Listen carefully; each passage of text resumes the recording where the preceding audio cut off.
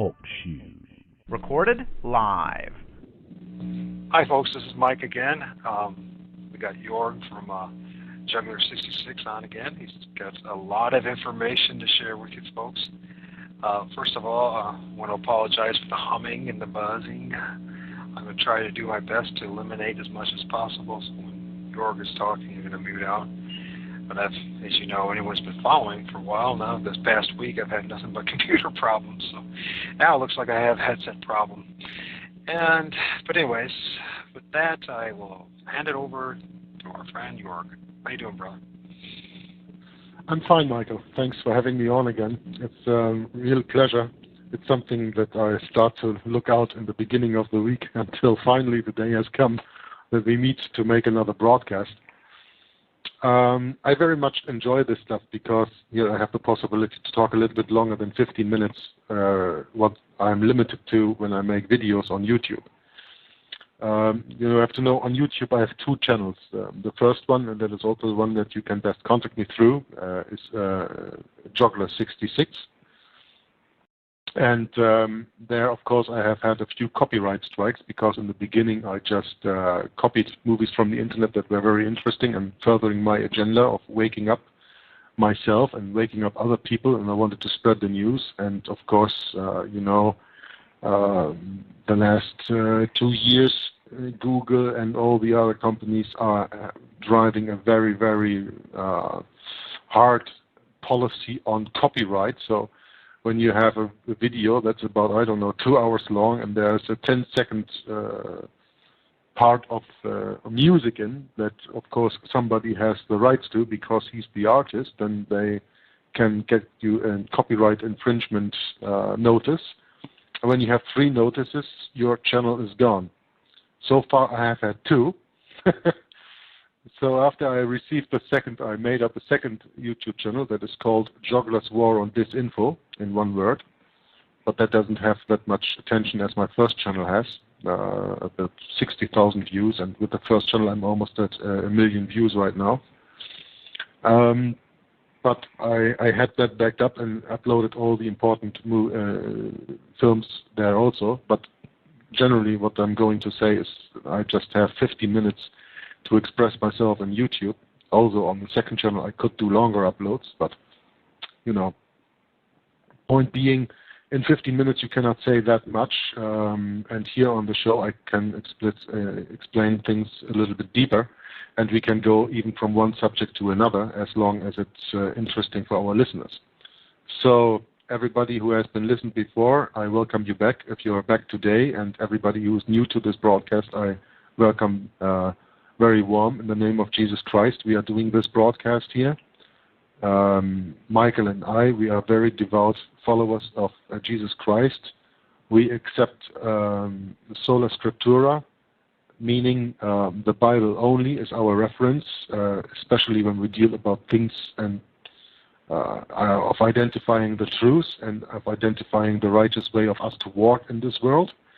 And we base that on the Bible that is known as the King James Version of 1611. That is the basis of ours. Because for anybody who's listening and who also maybe doesn't know which Bible to follow, because there are so many Bibles out there that sometimes you don't know whether this is the true word of God or not.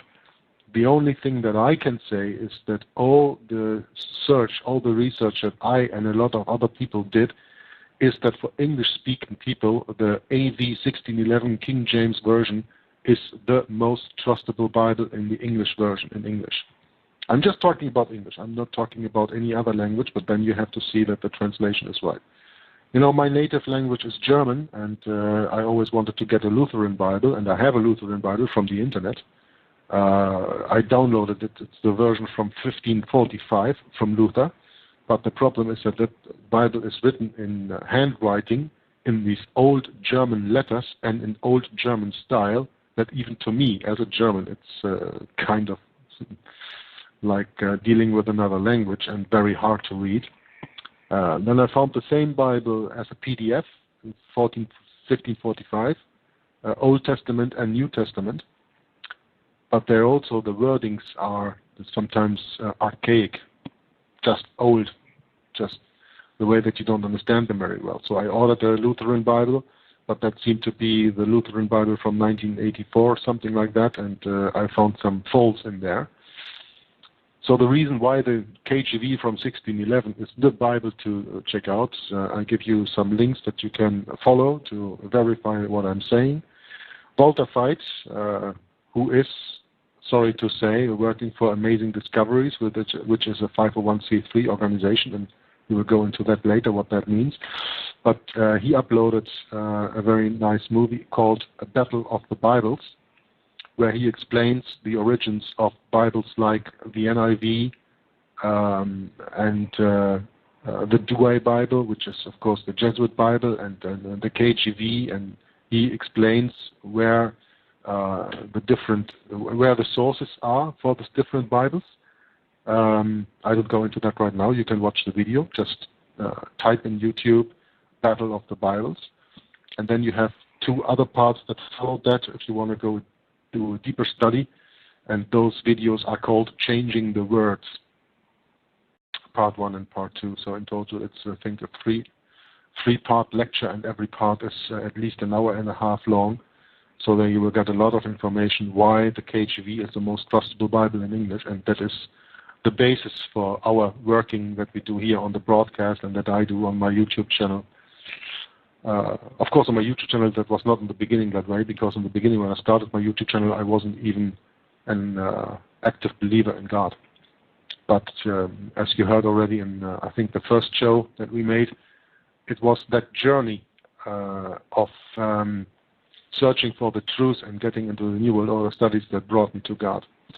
So the broadcast that we are doing here today, we are doing in the name of Jesus Christ, because he is the truth.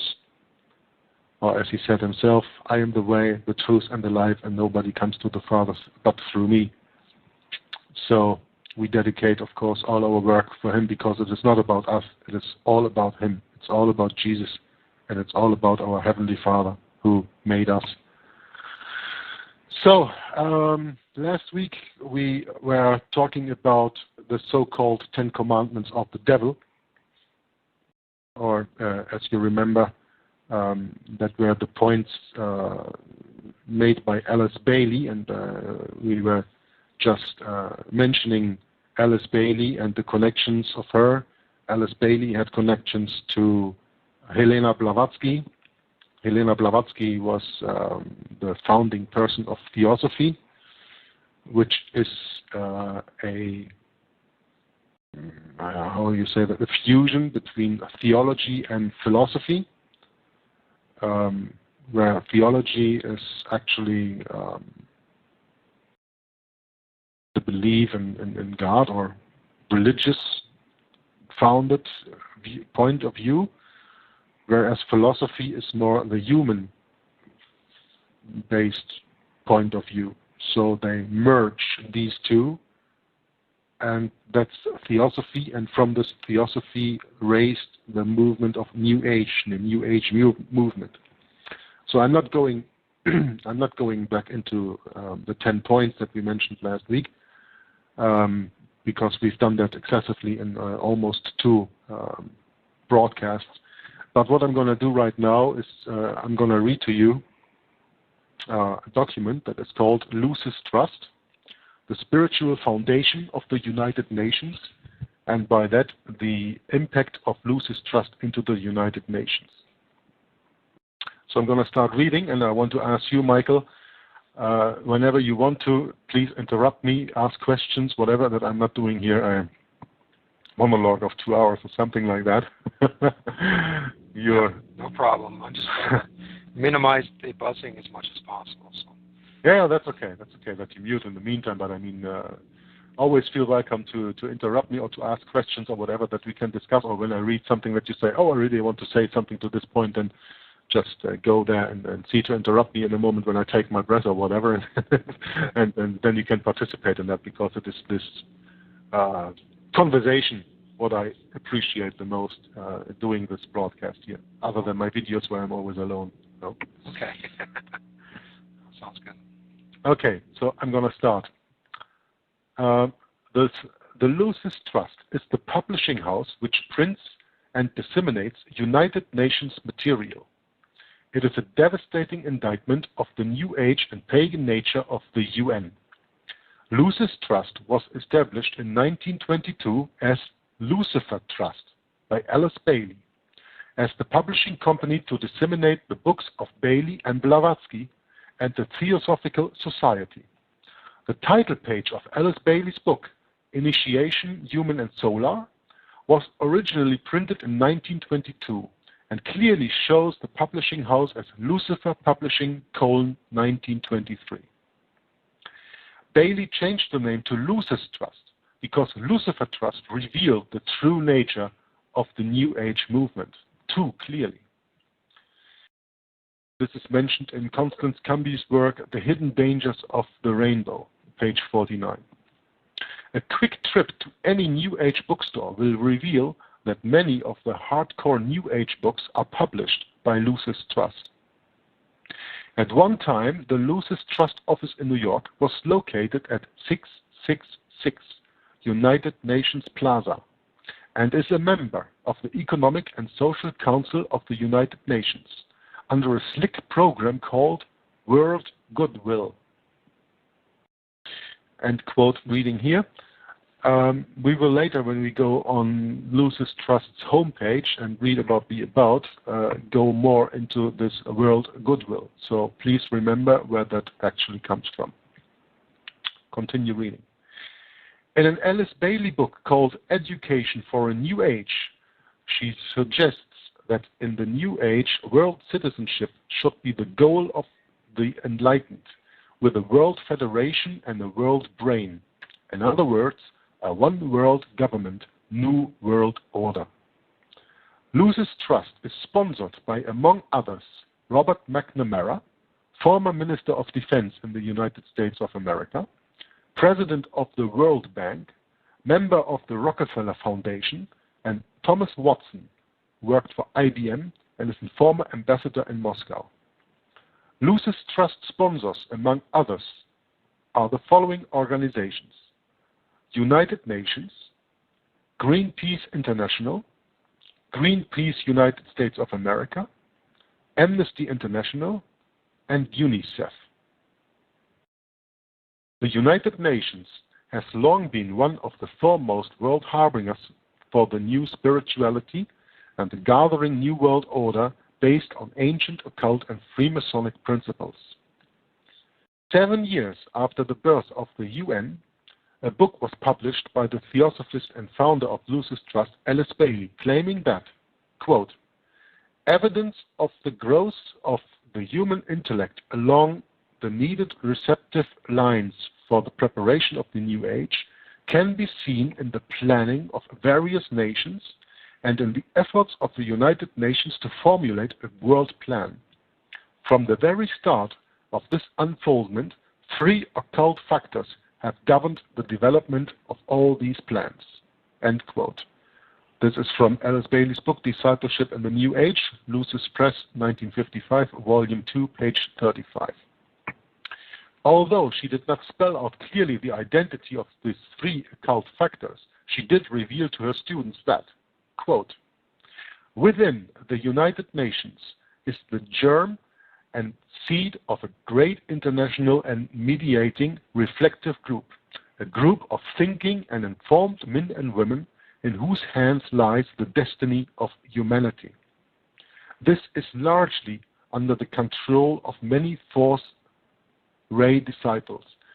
If you could but realize it,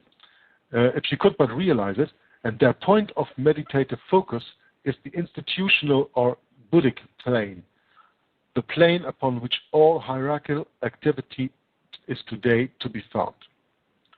That is from page 220 of the same book. To this end, the Lucis Trust, under the leadership of Foster and Alice Bailey, started a group called World Goodwill, an official non-governmental organization within the United Nations.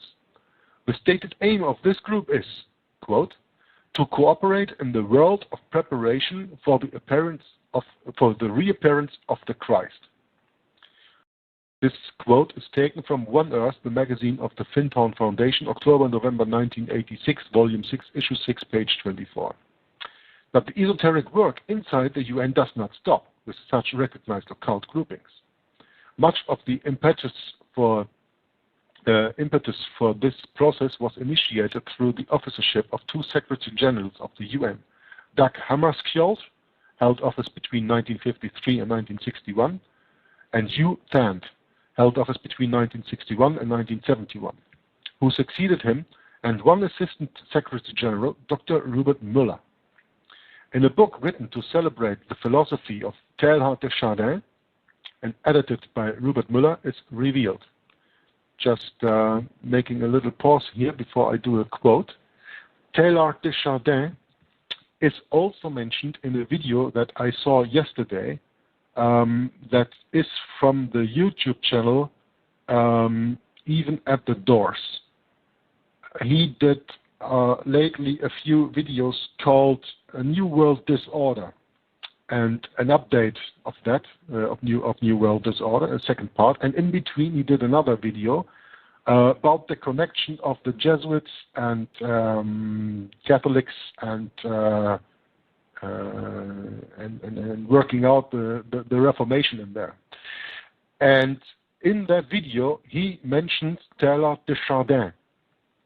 So you maybe want to check that video out. Just go to YouTube channel Even at the Doors and check out the latest 3 or 5 videos that he made, especially the ones that he made between New World Disorder 1 and New World Disorder Update.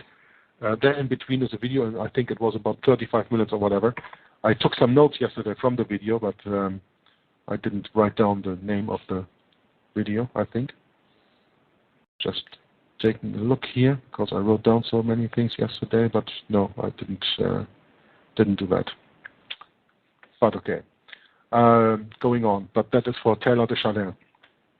Okay, now there comes a quote from Robert Müller.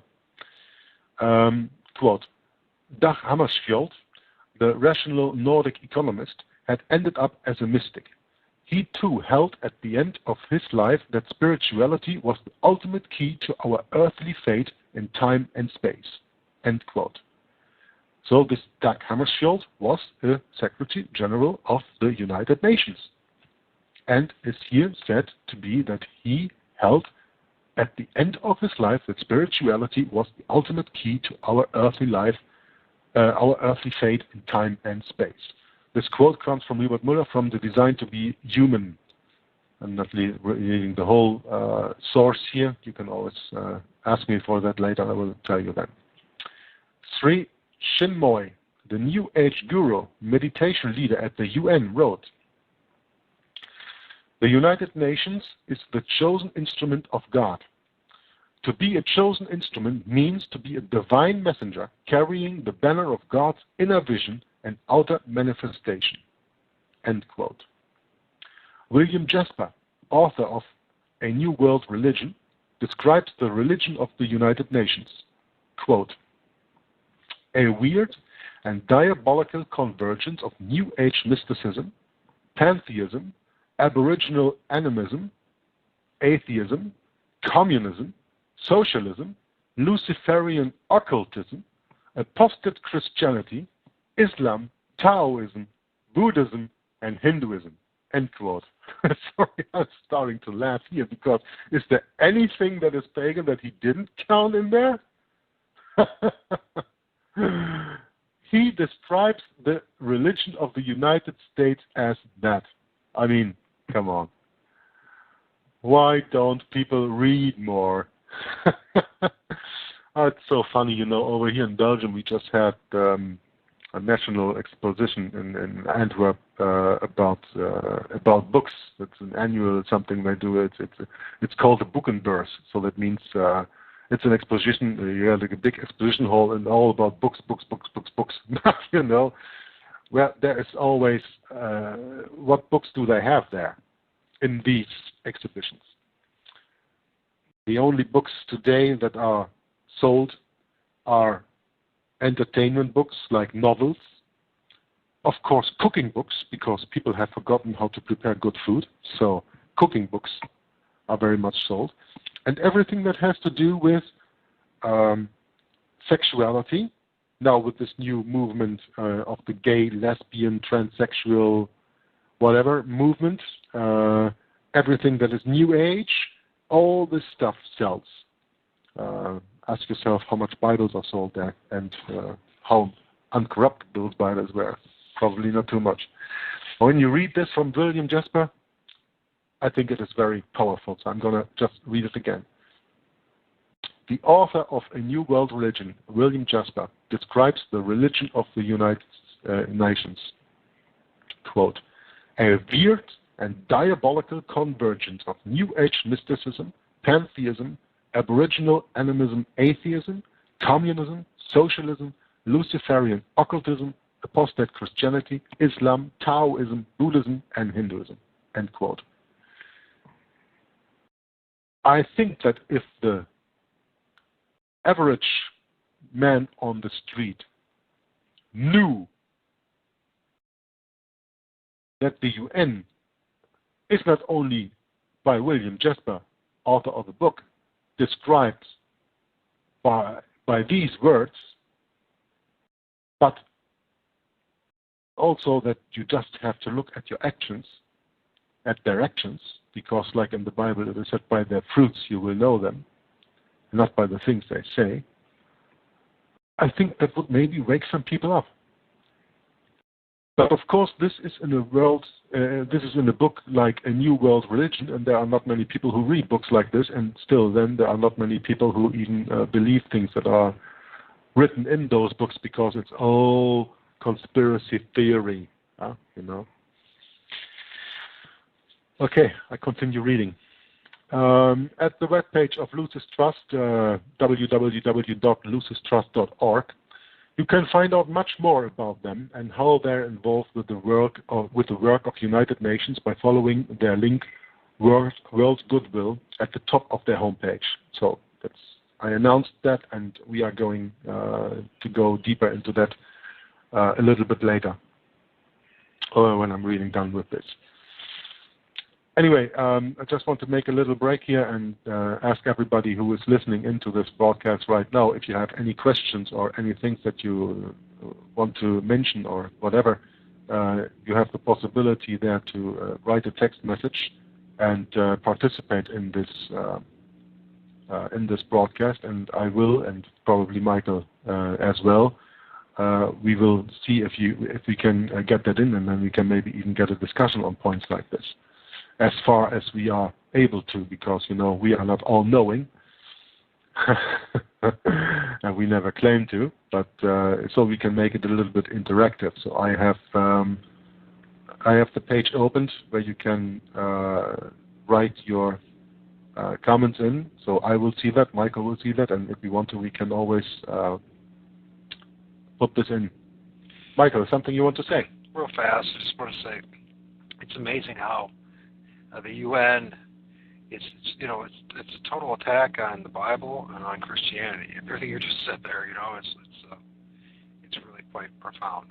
And when one realizes who their real enemy is, which is us, those who believe in the Bible believe in Christians. So it's something to keep in mind. But I'm going to try to keep as quiet as much as possible because of the hissing. But you're doing a great job. I mean, the information that you're imparting is like powerful stuff. Thank you. You're welcome. I enjoy myself too, you know.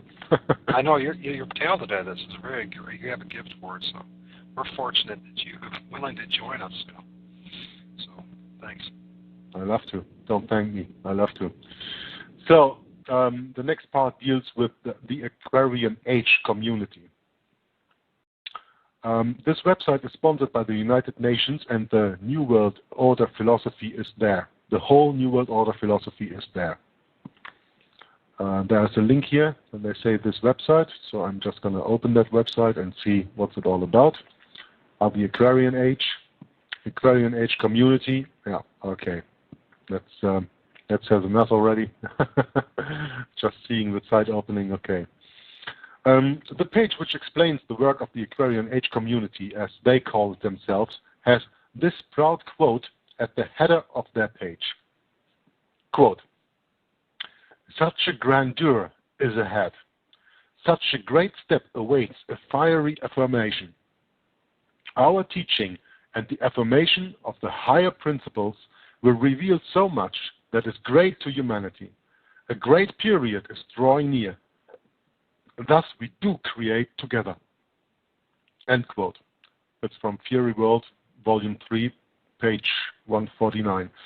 Amongst the many enlightening pages on this website, you can easily find fascinating articles entitled The New World Order and the Work of the UN, The World Spiritual Teacher, the Esoteric Community and the United Nations, Preparing the Way for the Reappearance of the World Spiritual Teacher, the Work of the United Nations and the Worldwide Esoteric Community, and many more articles.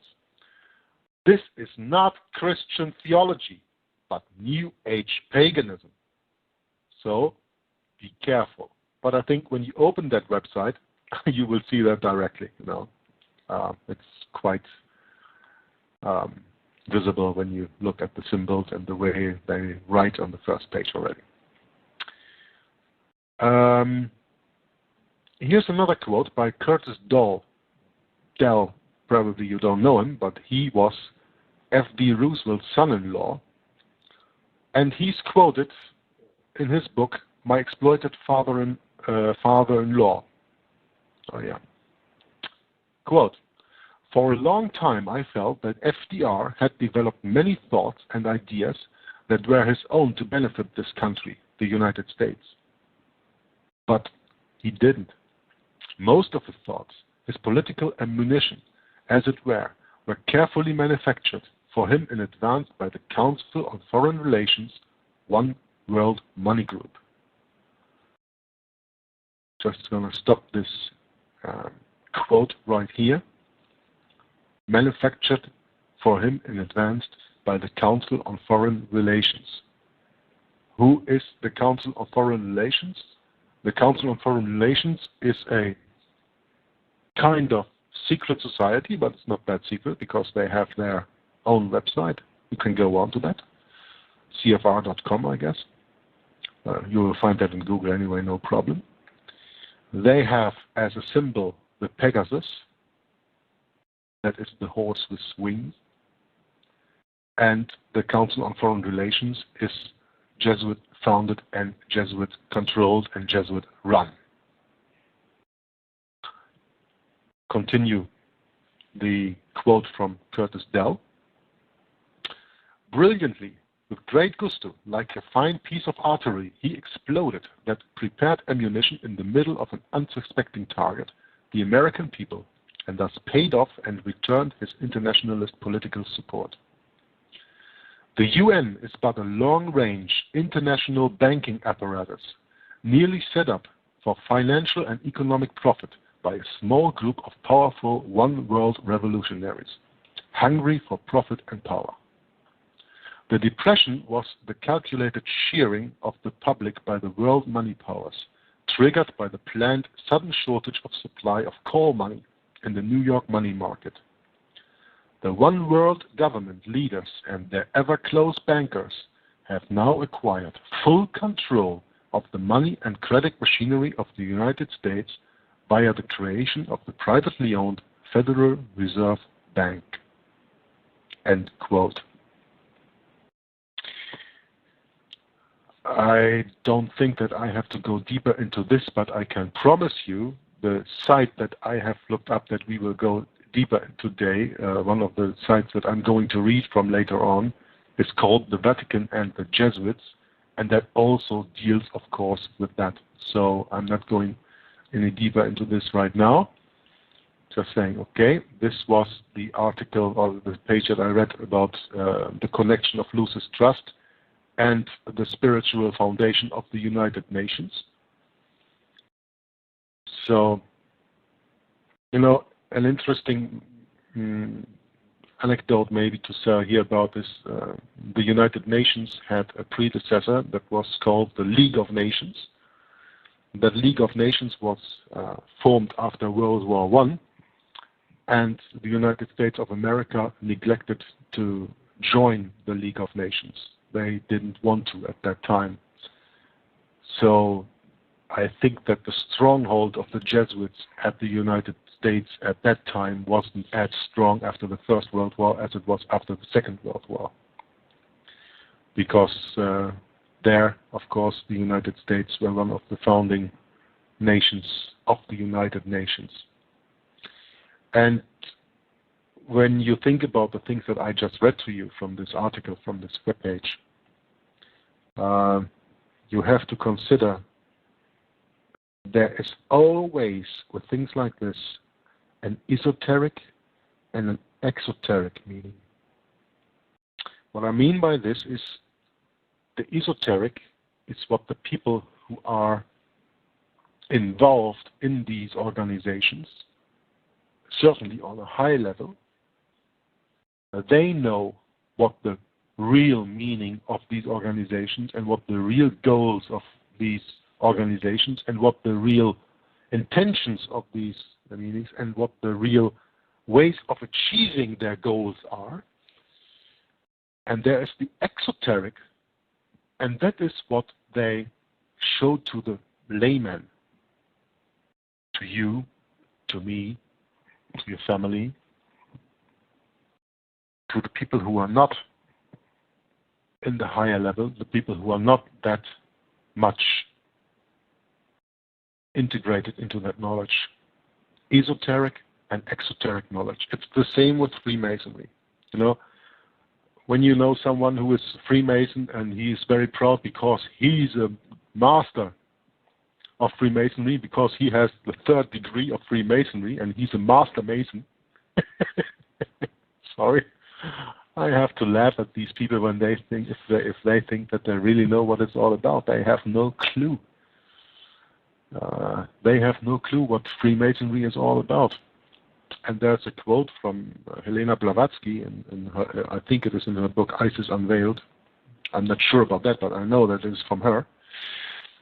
And that she said, wherever you go in Freemasonry and Jesuits and papal knighthoods, and wherever you go, the higher you go and to see who is in charge, at the end you will come out at one person, and that is the Black Pope, the general of the Society of Jesus, who stands above it all Freemasonry and all secret societies. She wrote that in her book, and Isis Unveiled is, I think, written, somewhere at the end of the 19th, beginning of the 20th century, when Helena Blavatsky was alive.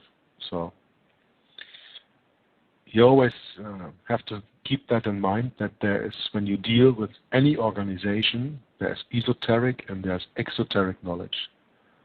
And because the exoteric knowledge is always something positive, at least at first sight, when you just glance at it, when you just have a little look at it, when you don't go into deeper study of it, that is how they catch many people, and that's how so many people are being fans of all this stuff. It's the same with the Roman Catholic Church. When you just don't think about, when you just look at the Pope, oh, he's a nice man. Look, he goes into prison. Look, he washes the feet of the prisoners. Look, he's taking that little child in his arms. Well, as a mom, you can be glad when you get that little child back, but you know what I mean. But when you see it just like that, of course, then the Vatican is wonderful, and look at this wonderful church and all this gold and all this, and they are so nice people and blah blah blah blah blah. Well, that's the exoteric. Just look a little bit at the deeper meaning of it all, and your eyes will really get opened. Anyway, I finished this little article, The Spiritual Foundation of the United Nations and the Connections to Lucis Trust. I will continue with the Lucis Trust website. Before that, Michael, is there something that you want to add or want to ask? I just find it interesting that, as we read this stuff, that what you're reading, that we look at Lucis Trust, that originally was Lucifer Trust. Yeah, Lucifer's Trust, yeah. And apparently, it became too much of a problem for them to be so open about it, so they had to change the name. But, we're talking about its location was 666 United Nations Plaza. And it's also amazing, too, is that number crops up all over the place, and not just in scripture or on the television or an advertisement, but there's an awful lot of buildings and their locations with 666 throughout at least the United States. I don't know about the rest of the world, but in this country. And yeah, a lot of things. Like, sorry to interrupt you here, but for example, you got this energy drink, Monster drink. You know that one? Leave your mic on. It's okay. You got this Monster drink, and it's got this 3 stripes. These 3 stripes are also a sign for 666. Yeah. Most people don't even know that, and they drink that stuff. Blah. Okay. Here's another little tidbit. As far as these FEMA camps and all that go, well, at least during World War II, when they had the prisoner camps in the United States, guess how many the number was throughout the states? 666 prison camps throughout the United States. They're right. Now, why did they just stop it? Why did they stop at 666? Why not, 650? Why not 700? Why 666? I don't know with these concentration camps. That's interesting. But for example, let's just go into something that everybody can put in front of his eyes. In Washington, you have the Washington Monument, this big obelisk. Yeah? Yep. It's right there at the White House. That obelisk is 555 feet high. Yep. It's when you measure how deep it is beneath, you have the length and you have the width that you measure. That's 55 and a half foot. The length. And the width is also 55 and a half foot. Now, do the math and add 55 and a half plus 55 and a half plus 555. How much do you get? 666. Voila. Right in your face. Hidden in plain sight. Isn't it amazing? Oh, it's all coincidence. You're a conspiracy theorist, Michael. Apparently. You're paranoid. Yeah. Everywhere you go, you see 666. And the problem is, it's actually there. That's the problem. Yeah, that is. And when you show it to people, they still do not want to believe it. Like when you show them the roadmap of Washington, and you can see the pentagram. That Washington was built on a pentagram. The way the streets flow. And all that stuff. You can show that to people and they say, oh, that's coincidence. Oh, there's nothing to say. No? Well, it's interesting to going back, so it was as the Jesuits in Rome has taken over this country, or let me rephrase this. As they've taken over this portion of North America, you want to call it country, whatever you want, they have, as they've done that, things have become more and more satanic. In symbolism, in everything. Mm-hmm. And there's a reason for that. That's why in the Bible, Revelation 13, when we deal with the 2 beasts, we deal with the first beast that comes out of the sea, that is the Vatican, coming out of the heavily populated region of Europe. And you have the second beast, the United States of America. The beast coming out of the earth means a unpopulated part of the earth, because Indians lived there, the native Indians, Native Americans lived there in North America, but they were about 20 million. So that's a vastly unpopulated area. And where was I going with this now? I think you're going with the image of the beast. It's stated there that the second beast is like a lamb with 2 horns. 2 horns are standing for the civil and spiritual power. It has 2 horns like a lamb, but it speaks like a dragon. And that what you were saying right now is exactly that. It started out as a lamb because it came out of the 13 colonies that were Protestant. And then they founded the United States of America, and they put in the Constitution the freedom of religion. And with the freedom of religion, they allowed the Roman Catholic Church into the country. Because until 1776, it was forbidden for any Catholic to hold office. It was forbidden to hold Mass.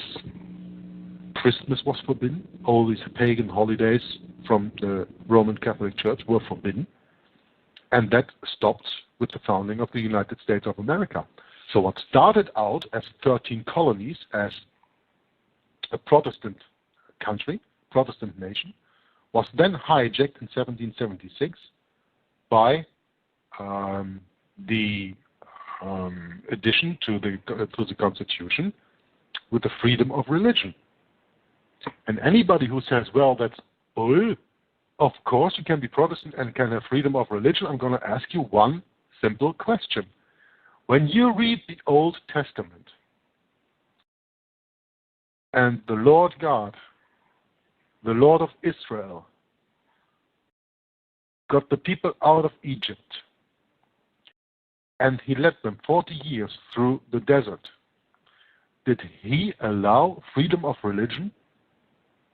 Or did he give them at Mount Sinai 10 commandments, where the first commandment of them all states, I am the Lord thy God, thy God, and you shall have no other gods beside me? Is that freedom of religion? I would say no.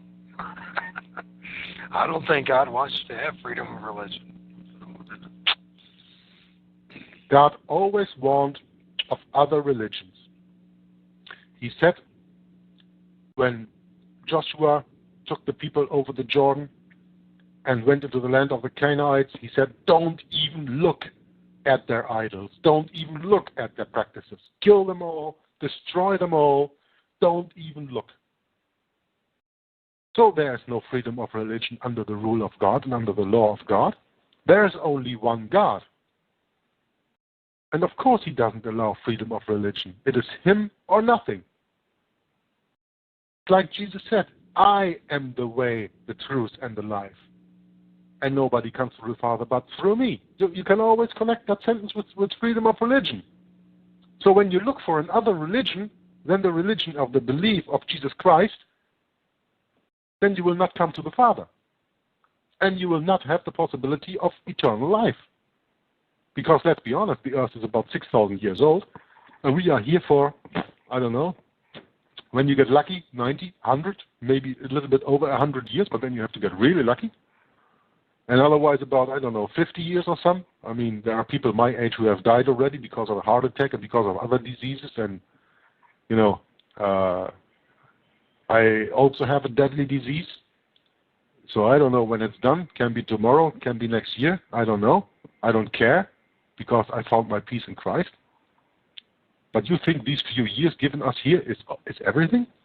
That's it? I don't think so. So freedom of religion is just a possibility for somebody who is oppressed to come in through the back door. And that's exactly what they did.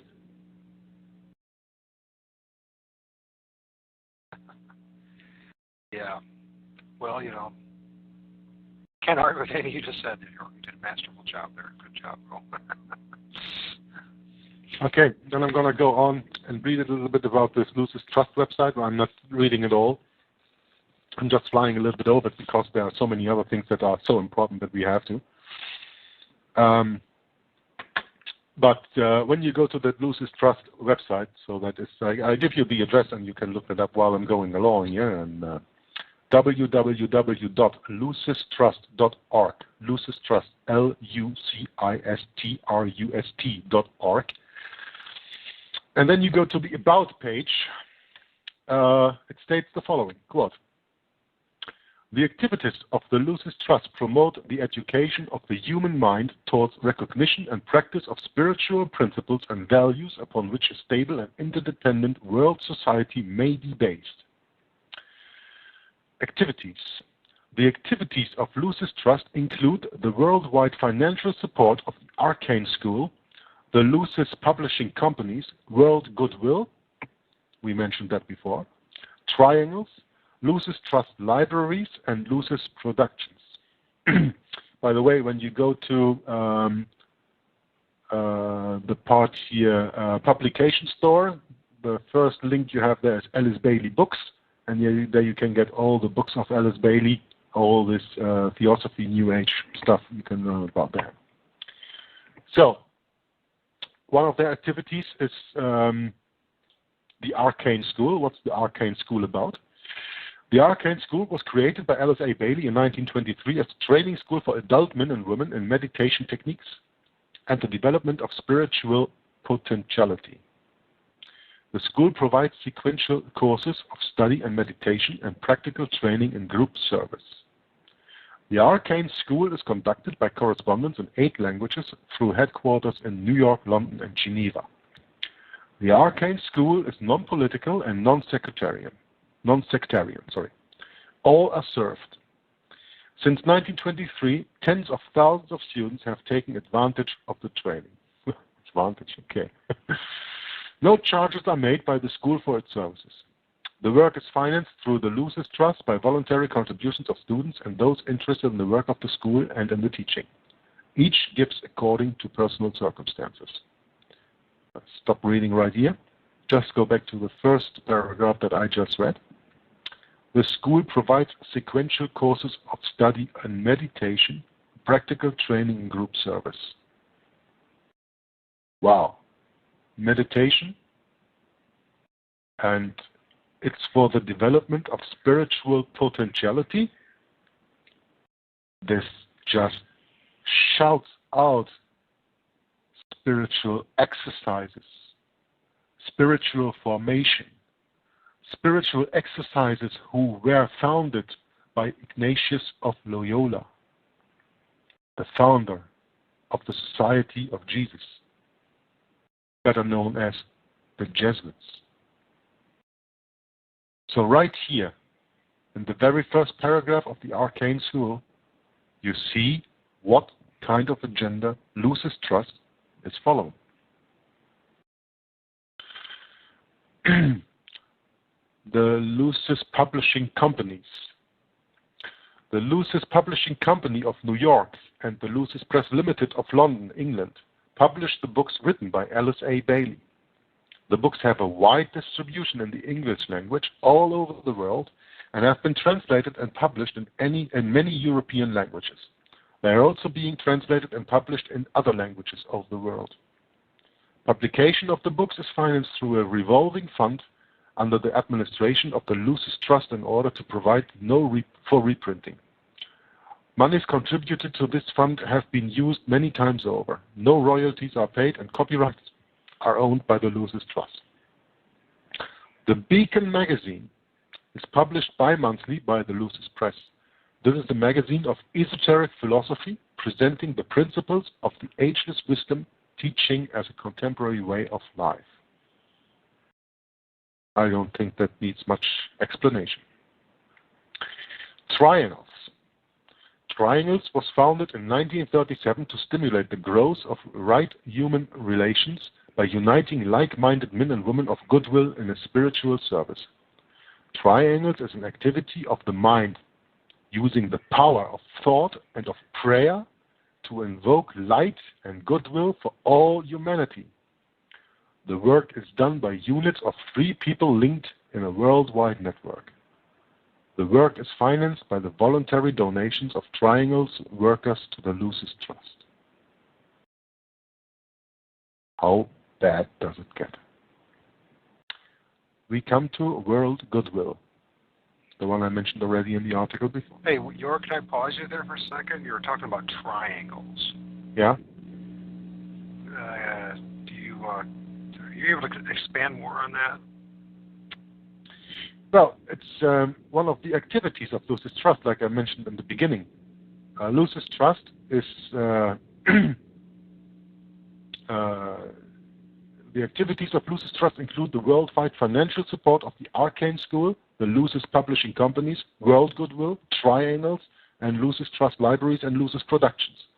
So that's one of their activities they do, and they just call it Triangles. There's nothing more to go into that. It's just they call it that, and as I read just before this, it's about an activity of the mind using the power of thought and prayer. You can probably say contemplative prayer, of course, which comes from the Jesuits, in the light of goodwill for all humanity, you know. Right. Well, just triangle, we're talking about the shape triangle, right? Yeah, here in this case we are just talking about the name triangle, but probably we are talking about triangle, we are talking about pyramid. Right. I just, it might not seem like there's any relevance, but there seems to be an awful lot of organizations, and if you look back at the book of the Grimoires, the ancient spells, they use this symbol, the triangle, quite a bit, and then you find stuff like AA, Alcoholics Anonymous Triangle, this association with the Rockefellers, and then how many books that have this symbol. Just curious how much of that there's a connection there or not. I'm sure there is. Yeah, okay. I'm just telling you a little bit more about triangles because you can go to another part of this of the website, and the triangles is a little bit explained. A network of light and love enlarge the work of the triangle so that subjectively and etherically light and goodwill may envelop the earth. The world has a spiritual destiny. Behind evolution, there is an abiding purpose, which we can call the plan of God. The plan works out through humanity. We are responsible for understanding it and for doing what we can through our daily living to express its meaning and significance. Triangles aid the divine plan by establishing right human relations and to spread goodwill and understanding amongst all peoples, though the power of constructive thought. Understanding, they put behind there in brackets, light.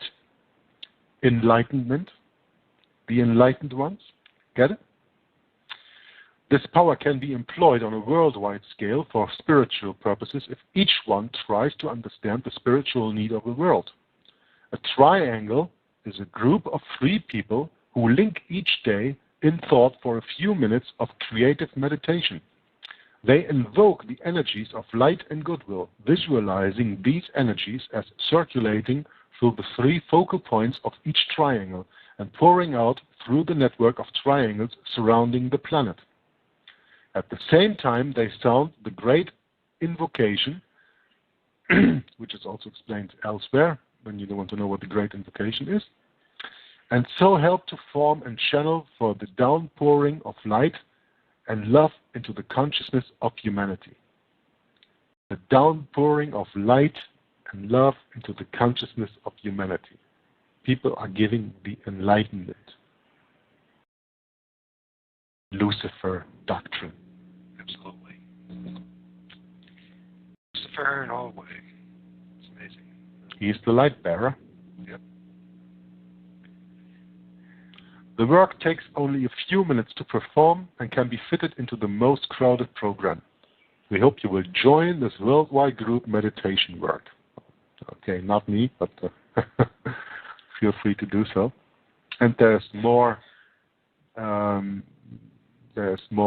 information on all these points that I just mentioned, what triangle is all about. So I hope this answers your question, Michael, that you just had.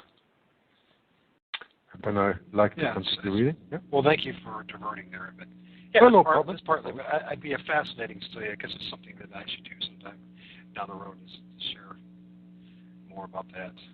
But anyways, we'll get back on track with what you're doing. So my apologies. Thank you for diverting. The next activity Lucis Trust is engaging himself in is called World Goodwill. World Goodwill was established in 1932. The overall purpose of World Goodwill is the establishment of right human relations through the practical application of the principle of goodwill. World goodwill action is at present consists of, one, the distribution of literature all over the world in many languages. 2, the publication of the World Goodwill newsletter and commentary. 3, the provision of a study course on the fundamental problems of humanity. 4, cooperation with the United Nations and its specialized agencies. 5, World Service Forums. World Goodwill is recognized by the Office of Public Information at the United Nations as a non-governmental organization.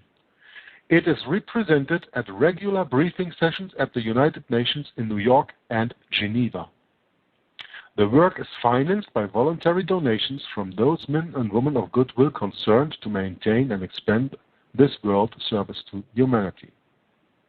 Okay, I'm going to stop right here, right now. There's still another point, Lucis Productions. I'm not going into Lucis Productions. If you want to read that, you can do that for yourself. They continue by saying, what are the purposes? Purposes. The world activities of the Lucis Trust are dedicated to the establishment of human rights relations. They promote the education of the human mind towards recognition and practice of the spiritual principles and values upon which a stable and interdependent world society may be based. The Lucis Trust is non-political and non-sectarian. It sponsors no special creed or dogma. The motivating impulse is love of God expressed through love of humanity and service of the human race. End quote. Well, when you are just a person who gets lost on this side, on I don't know whatever reason you come to there, and you just read this and you say, the motivating impulse is love of God, well, that's a good thing then, isn't it?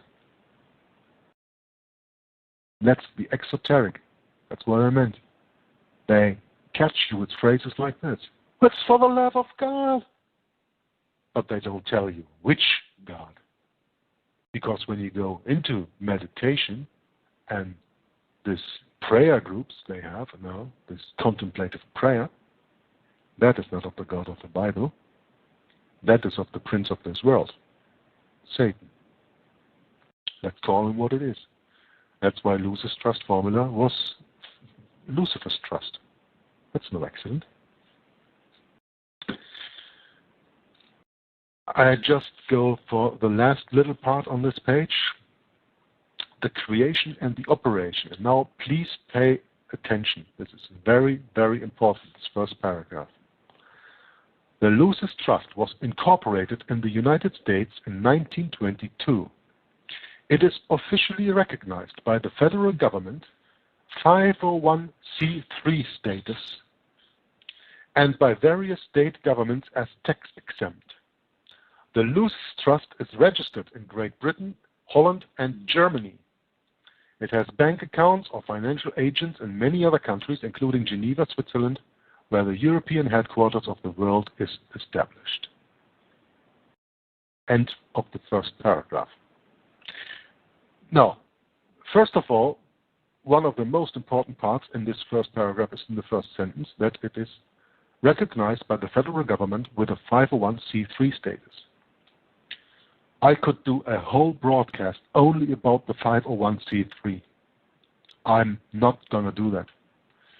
But if you want more information on that, contact me via my YouTube channel, Juggler66. Ask me to forward you information about the 501c3 status and what's it all about. Some weeks ago, I met a pastor here in Belgium. Bill Schwartz is his name. He comes from an organization that seems to be a Protestant organization here in Belgium, and I have very much trouble to find anything that is a little bit, on the same page as me by following the Bible.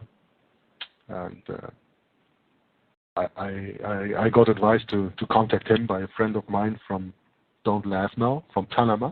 He sent me an address from a church in Belgium, where I live. Funny.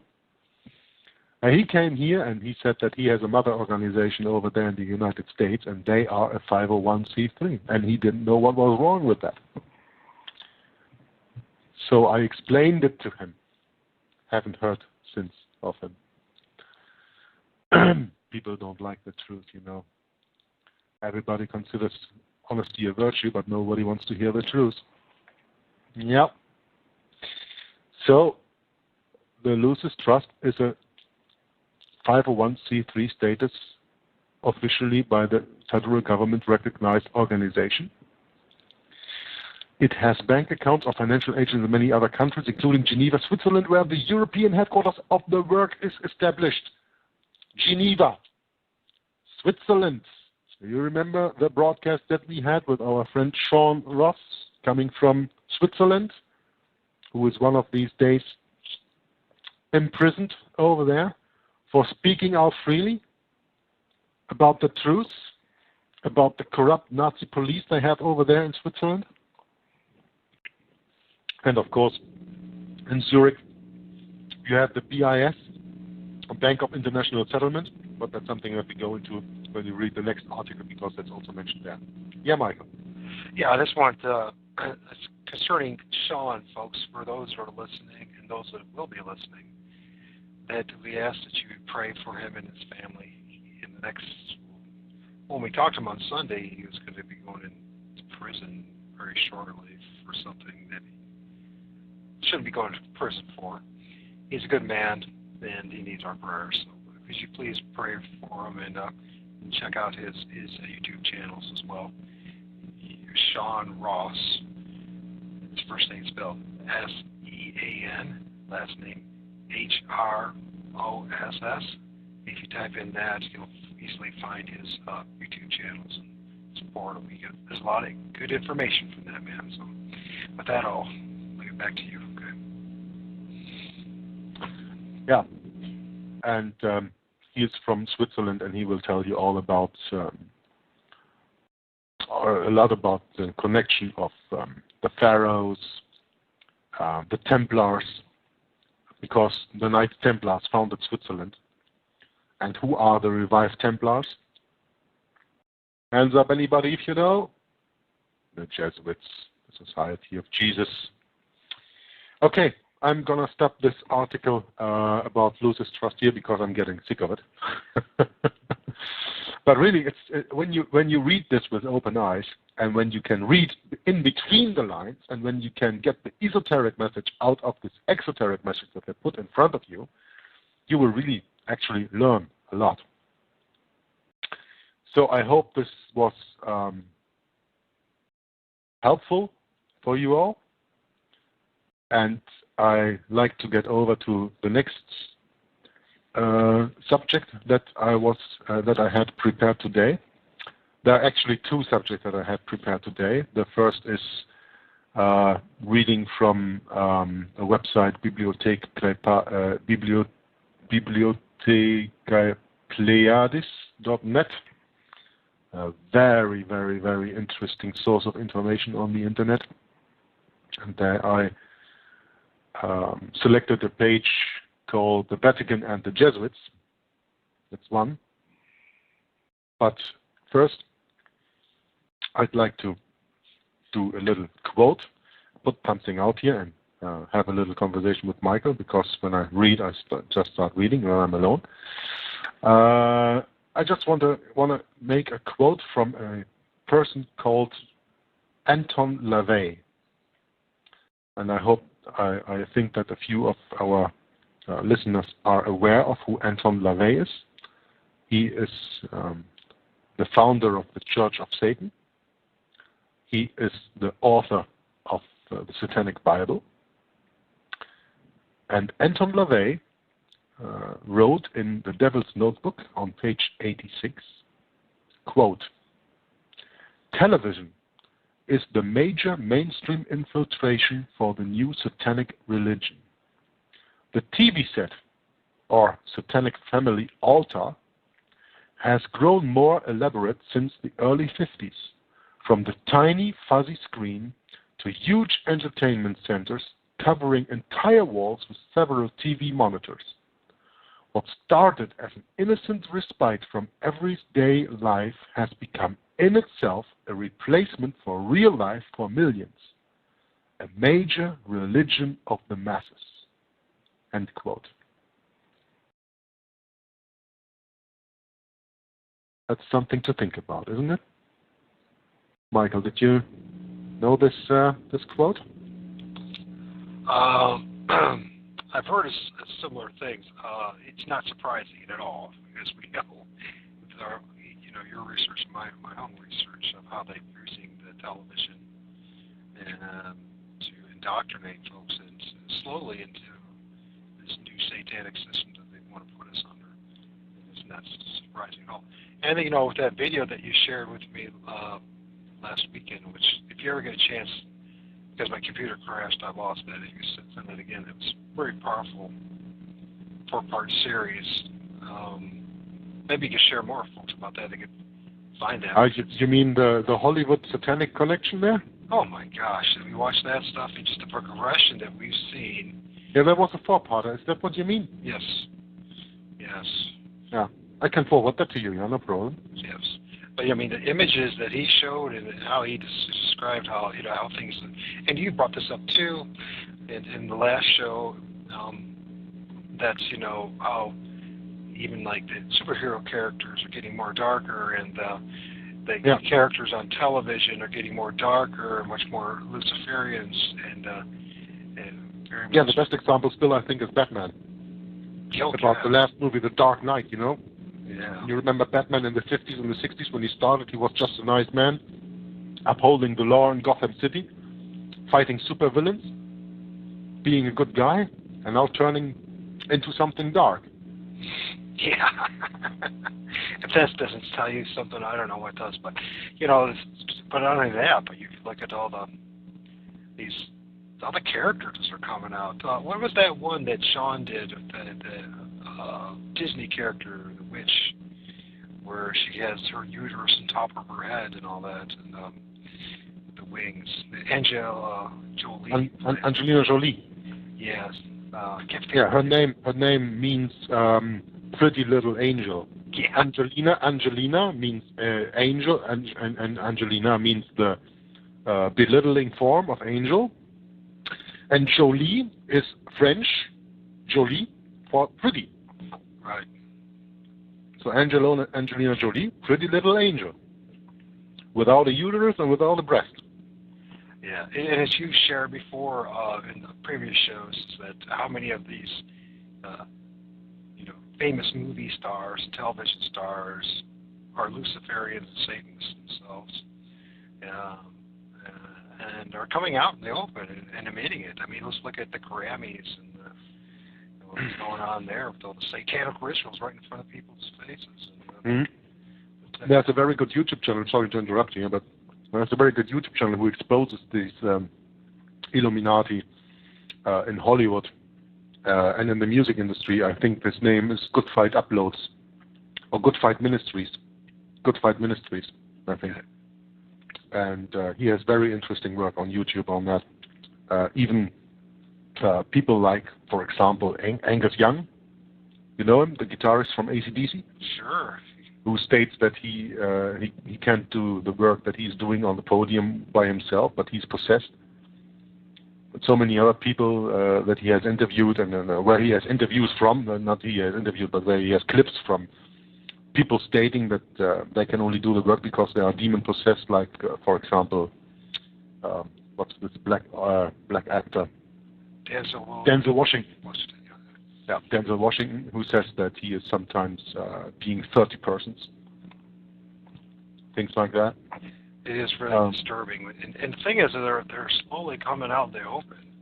And you see them, indoctrinating us, and especially the youth. And I mean, if I look at all the different bands I used to follow, as a young man, and whether it was I'm trying to think here, like Red Hot Chili Peppers, or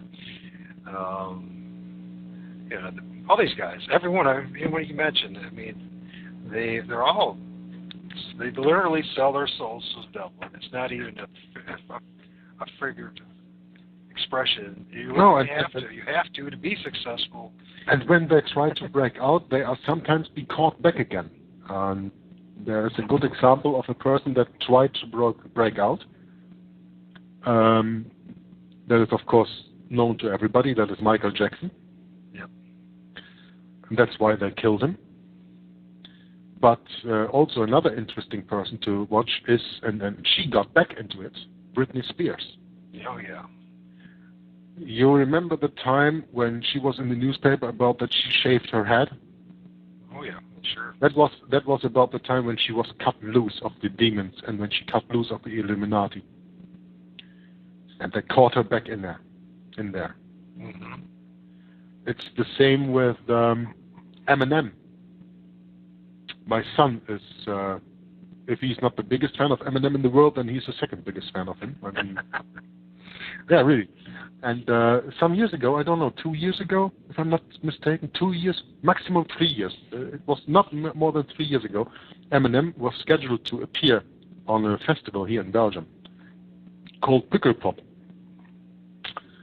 And that was around that time that he published an album where all the songs that he wrote in there were about breaking free from the Illuminati control. I don't know the name of the album right now. Just check that out for yourself if you want to. There were a lot of songs that were dealing with him breaking away from the devil because he sold his soul to the devil, as he said before. And he tried to break away from there, and at that time he was going to appear here on Pukkelpop on the podium in the festival singing here. And my son bought a ticket to go there. So he was about, I don't know, it's 3 years ago, maybe he was about 19. And the day before the festival started, a tornado came here in Belgium. There's never a tornado. And crushed through the festival era, took down the podium, killed 2 or 3 people, and the whole thing was cancelled. And Eminem never got here. Just think about this coincidence. Nothing's a coincidence. Nothing is a coincidence. You know, and when you then go back to the last album that Eminem made, he's 100% back into the Illuminati. He made the song with Rihanna, who is like the new Madonna of the Illuminati.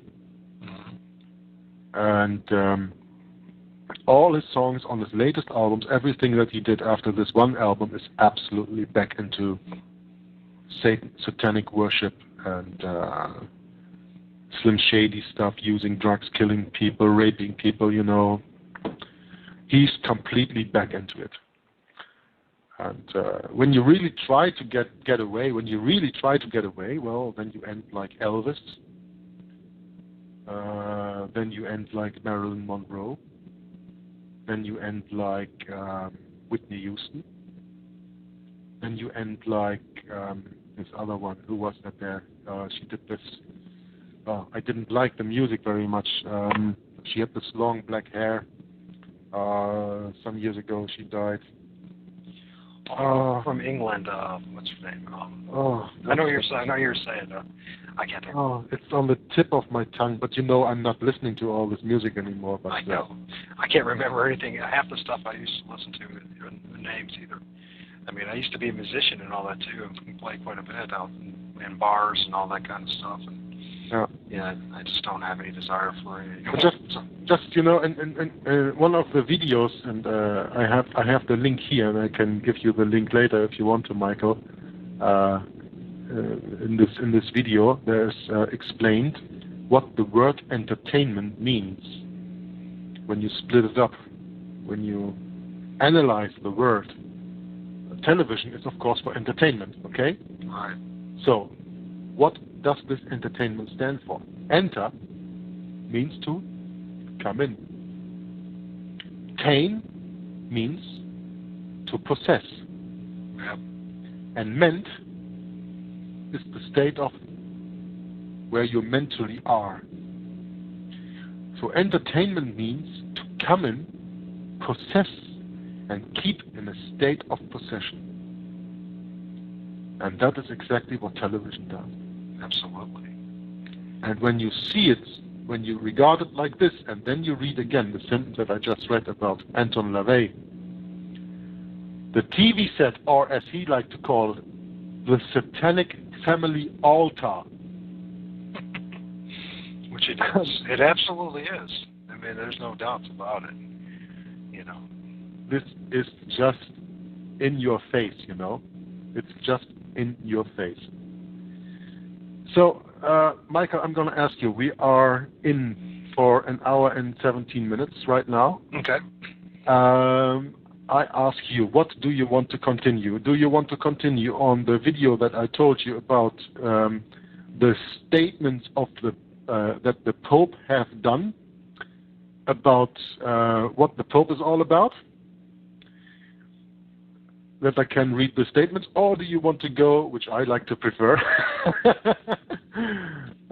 into the page that I read from the Vatican and the Jesuits? What's your preference?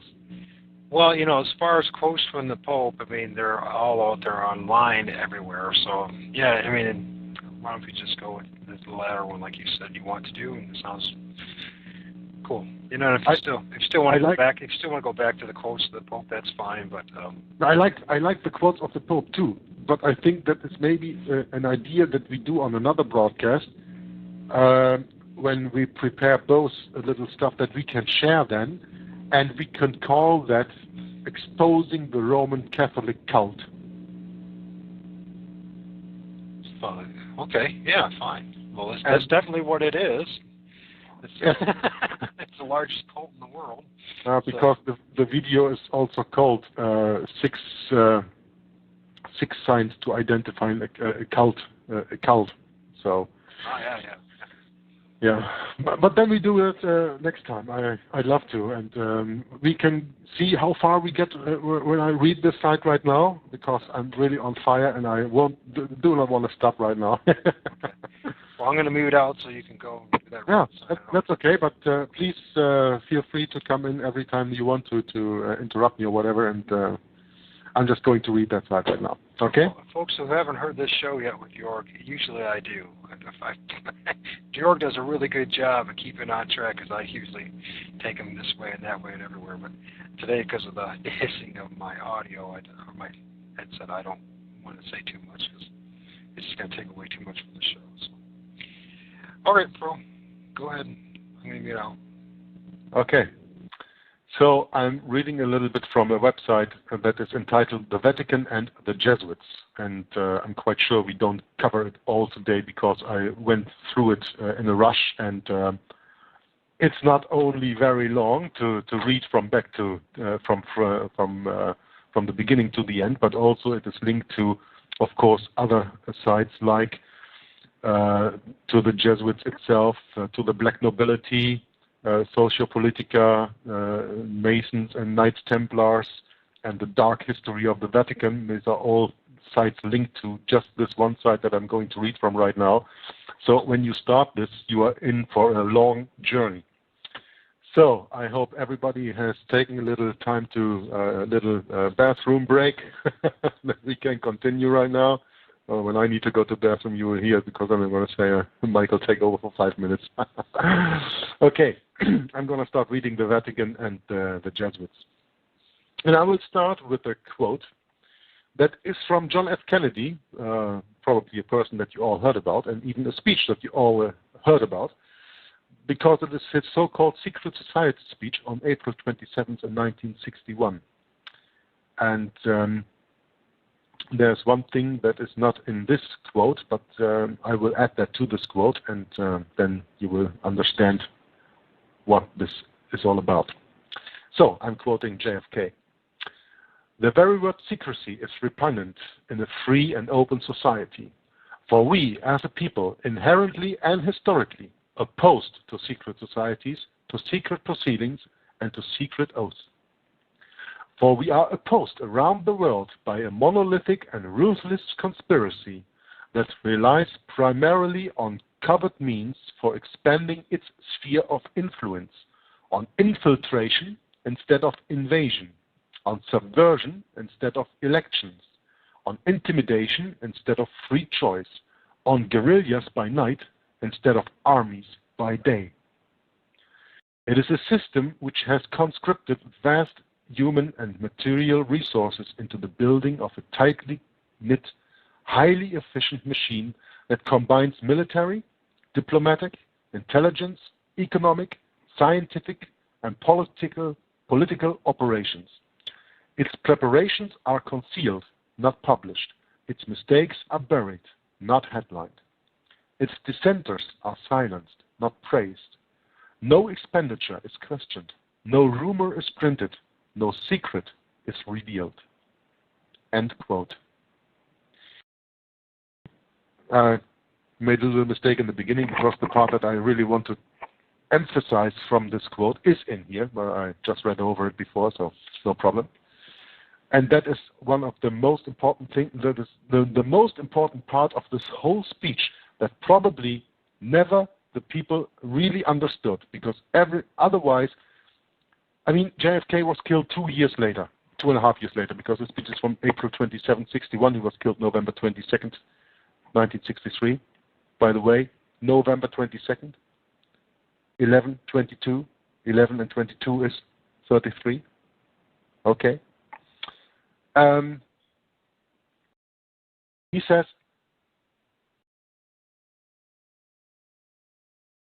for we are opposed around the world by a monolithic and ruthless conspiracy. This is the most important sentence of his whole speech. A monolithic conspiracy. That means it comes out from one person or one place. You can even put it down to one person, Satan, and his representative on earth, the Pope, where I can now lay the link to the video that I told you we are going to talk about, who calls himself the Vicar of Christ, but is actually the Antichrist. When we quote the Catholic National from July 1895, quote, the Pope is not only the representative of Jesus Christ, he is Jesus Christ himself, hidden under the veil of flesh. End of quote.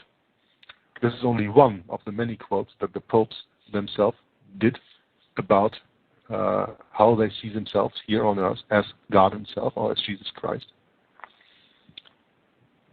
And that means Antichrist, and Antichrist is satanic, so that's Satan. And John F. Kennedy says here in his speech, for we are opposed around the world by a monolithic and ruthless conspiracy. Monolithic. That is the key word of this speech, which sadly most people didn't get, because otherwise he maybe still was alive. On the other hand, don't forget, John F. Kennedy was, first of all, the first American president who was openly a Catholic. And even though that he said that he is against secret societies, John F. Kennedy himself was a Knight of Columbus. And his whole family are in the Knight of Columbus order. So, but sometimes you need people to come out of there and speak freely, like also Alberto Rivera did. But I think this speech of John F. Kennedy is a very good introduction into the rest of the page that I'm going to read, even though it starts just now with the introduction, the Vatican and the Jesuits. What are the Jesuits? What is the Jesuit order? So I continue reading right now in this article. The Jesuit order is an almost 500-year-old covert operations, geopolitical, male-only organization structured as a secret military operation, demanding secret oaths and complete obedience to each direct superior, which is ultimately the Superior General, often nicknamed as the Black Pope, since he dresses in black and stands in the shadow of the White Pope. The Society of Jesus, as they are officially known, was originally used by the Vatican to counter the various Reformation movements in Europe, to which the Vatican lost much of its religious and political power. Absolute temporal ruling power has always been the Vatican's institution's primary objective. The Jesuit order is since 1814 in complete control of the obscenely wealthy Vatican institution and its Catholic clergy hierarchy, and presently also controls various other organizations together with the Military Order of Malta, such as the United Nations, the North Atlantic Treaty Organization, NATO, the European Commission, the Council on Foreign Relations, various central banks, if not to say all of them, big corporations, for example, Monsanto, secret services, all intelligence agencies, CIA, NSA, MI5, MI6, Mossad, BND, KGB, FSD, whatever they are called, all these intelligence agencies all around the world are under the control by the Jesuits through their papal knighthood organizations, the Military Order of Malta, or as also known, the SMOM, means the Supreme Military Order of Malta. We go a little bit deeper into that later. Numerous societies and cults such as Freemasonry, the Brotherhood, and Opus Dei. That was only a little part that I read today, but I can on this part alone I can do a broadcast of 3 or 4 hours just to analyze this and go deeper into this.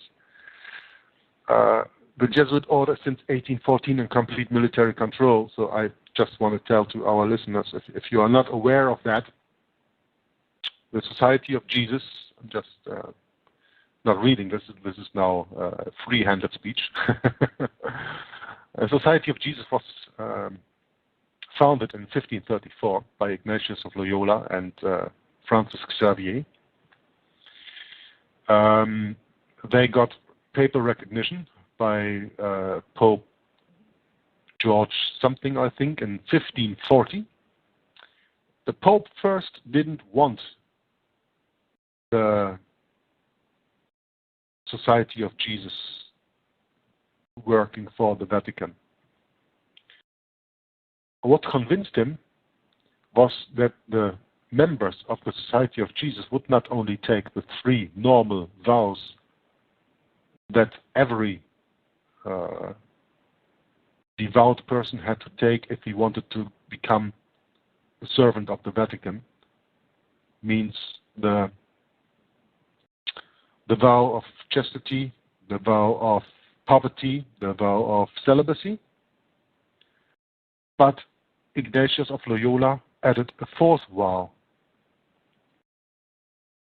And if you want to, we can go into this 4th vow, but not today, because otherwise I'm done reading this page, because that is so interesting and so far-leading that we can go into that another time. But because of this 4th vow, the Society of Jesus was actually put in working by the Pope at that time.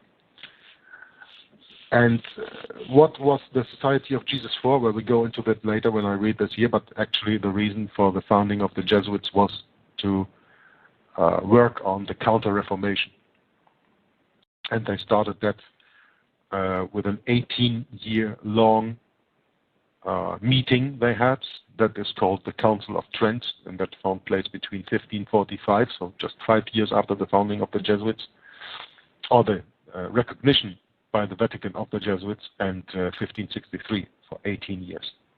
But we will go into that somewhere else. But, you know, between that time, 1540, when the Jesuits were officially working for the Vatican, and 1773, they have been banned from a lot of countries, like even the Roman Catholic Church has been banned from a lot of countries.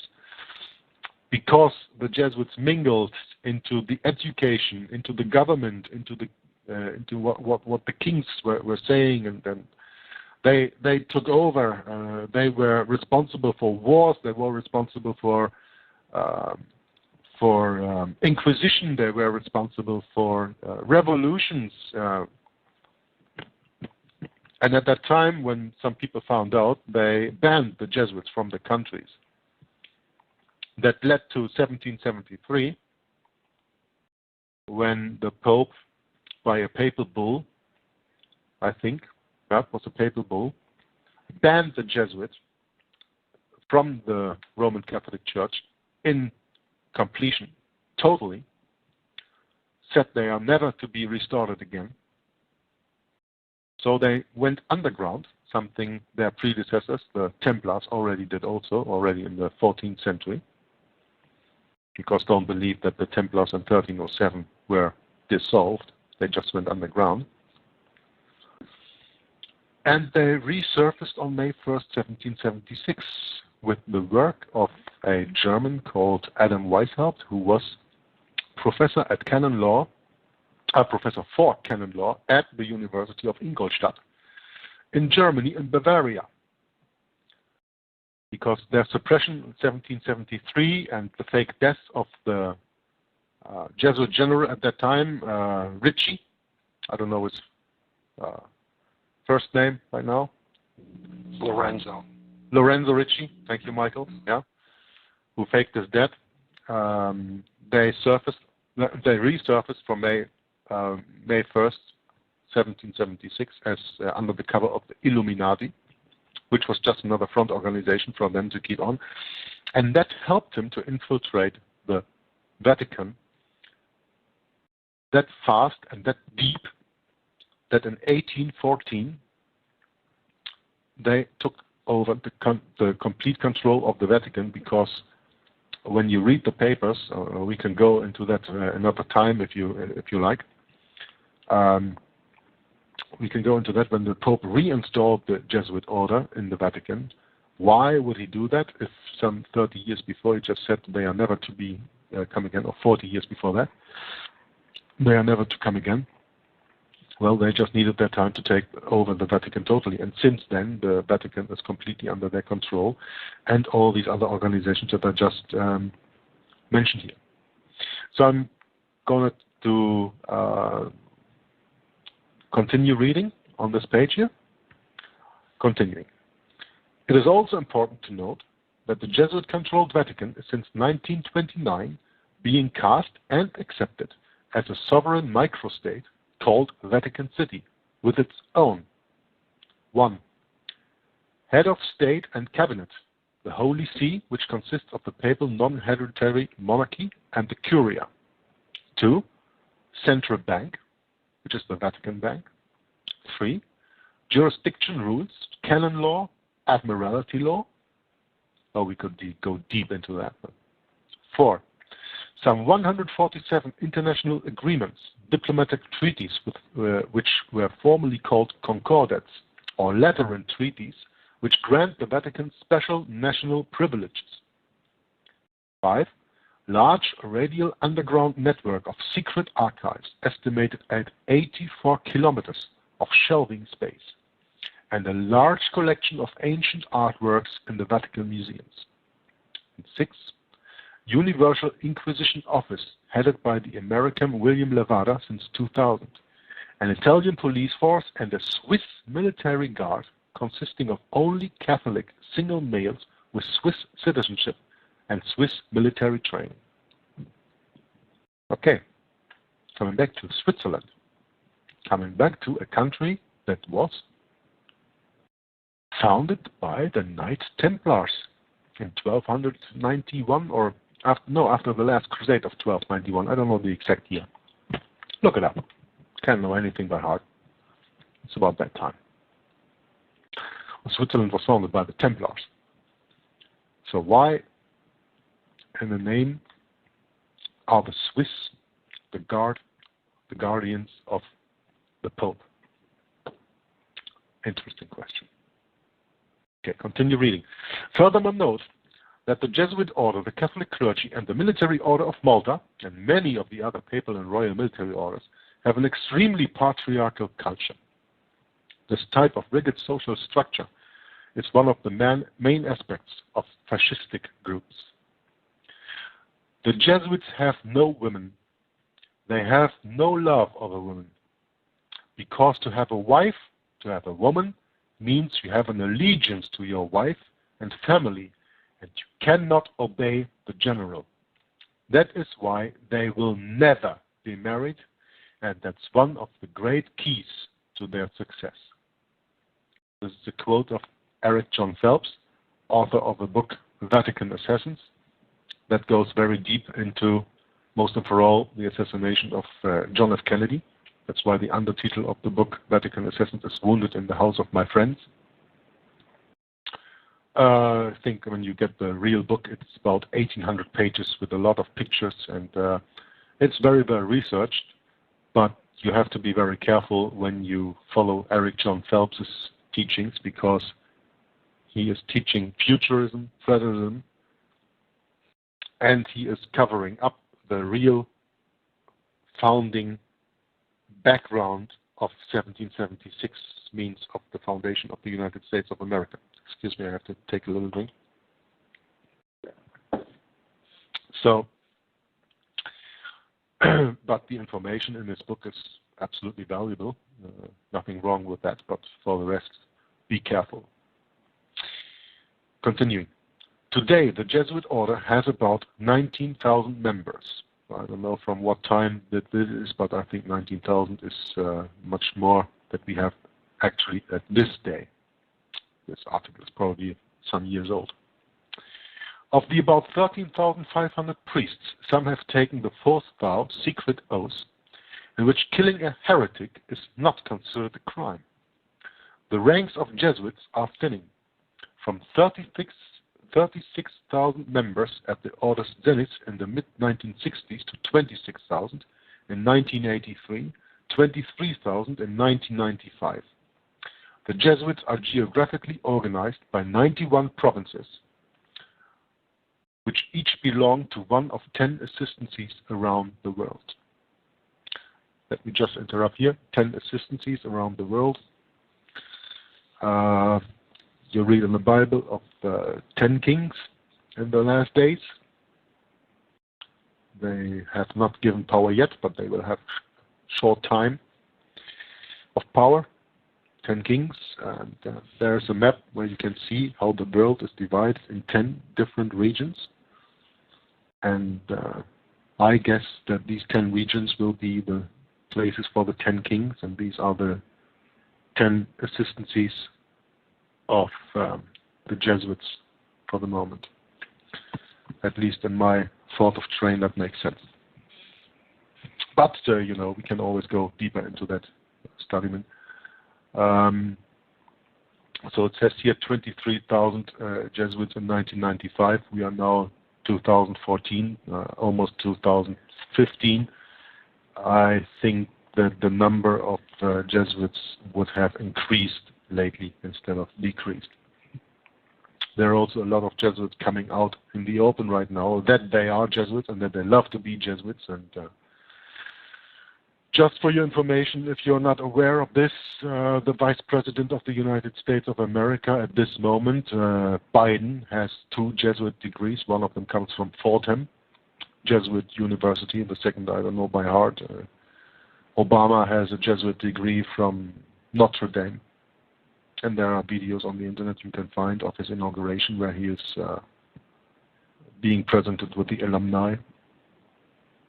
Alumni is one of the ranks that you have within the structure of the Jesuits, like coadjutor, also people like Alex Jones, who is a coadjutor of the Society of Jesus, but I'm not going deeper into this. I'm just going to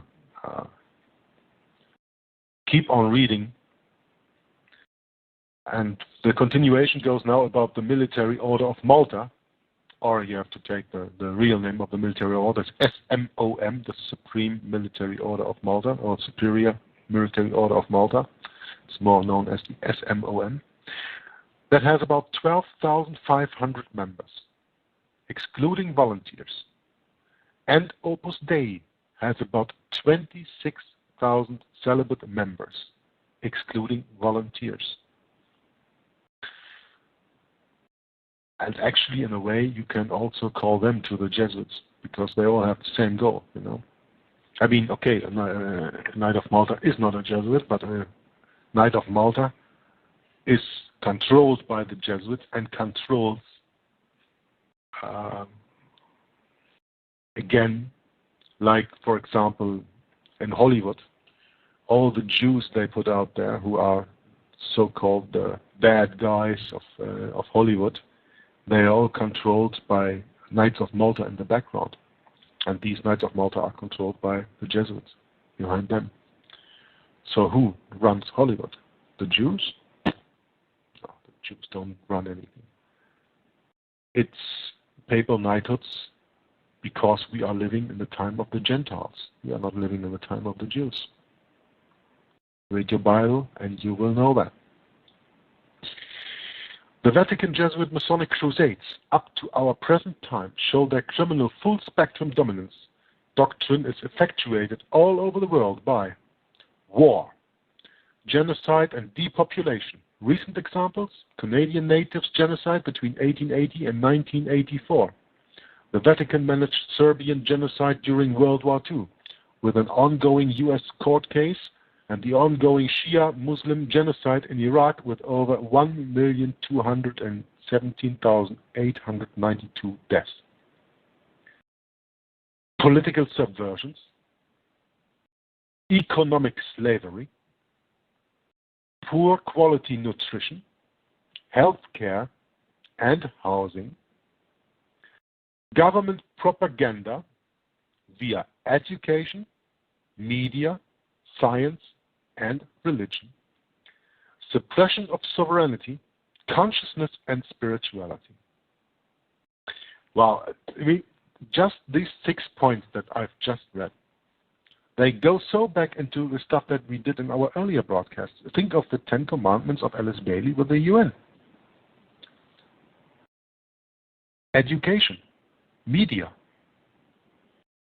the outlets they said they would use for social engineering, for brainwashing, economic slavery. What is that? We are all put in school and put in jobs to go into the hamster wheel to achieve nothing in our life if we don't sell out to Rome, if we don't sell out to Satan. We will just go into the hamster wheel day by day, do our work, and at the end of the day, pay our taxes, think that we are free, because we don't see the bars, because they put a lot of entertainment right before us to take our attention away from the things that really count. Poor quality nutrition. Think about in the United States of America, you can't get a soybean that is not GMO. You cannot get corn that is not GMO. And this genetically modified organisms, what GMO stands for, genetically modified, are proven, of course, not when you read the books of Monsanto or whatever, but when you have a look at real serious studies. For example, in rats, in the 3rd generation, to cause absolute infertility. So no reproduction is possible anymore. So rats have 3 generations, probably within a few months.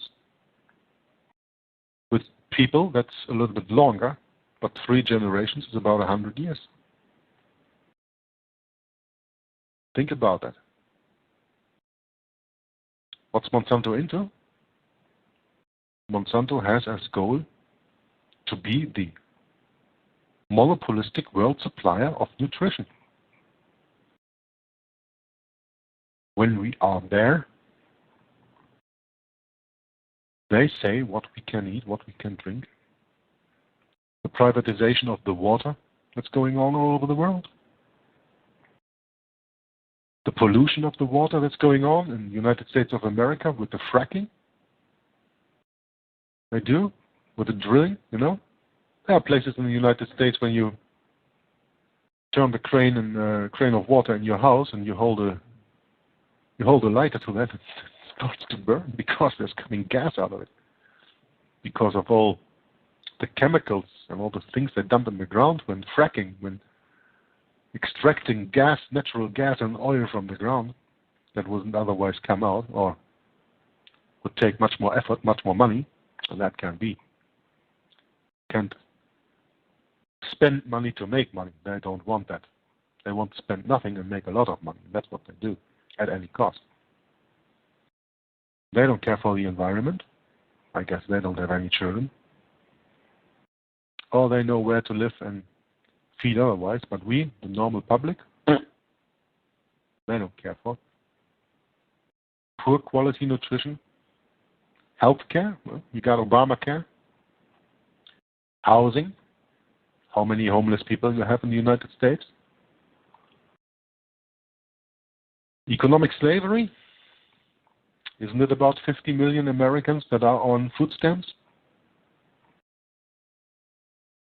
Think about it. That's every sixth person that you see. Suppression of sovereignty, consciousness, and spirituality. Well, that you can do very well via the media.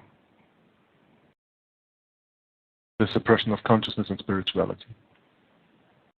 Put human rights in front. Me, me, me, me, me, me, me. That's exactly what Satan says. I will exalt myself above the Most High. I will sit in the congregation of the north. He put himself there where God is. And that's exactly what they do too.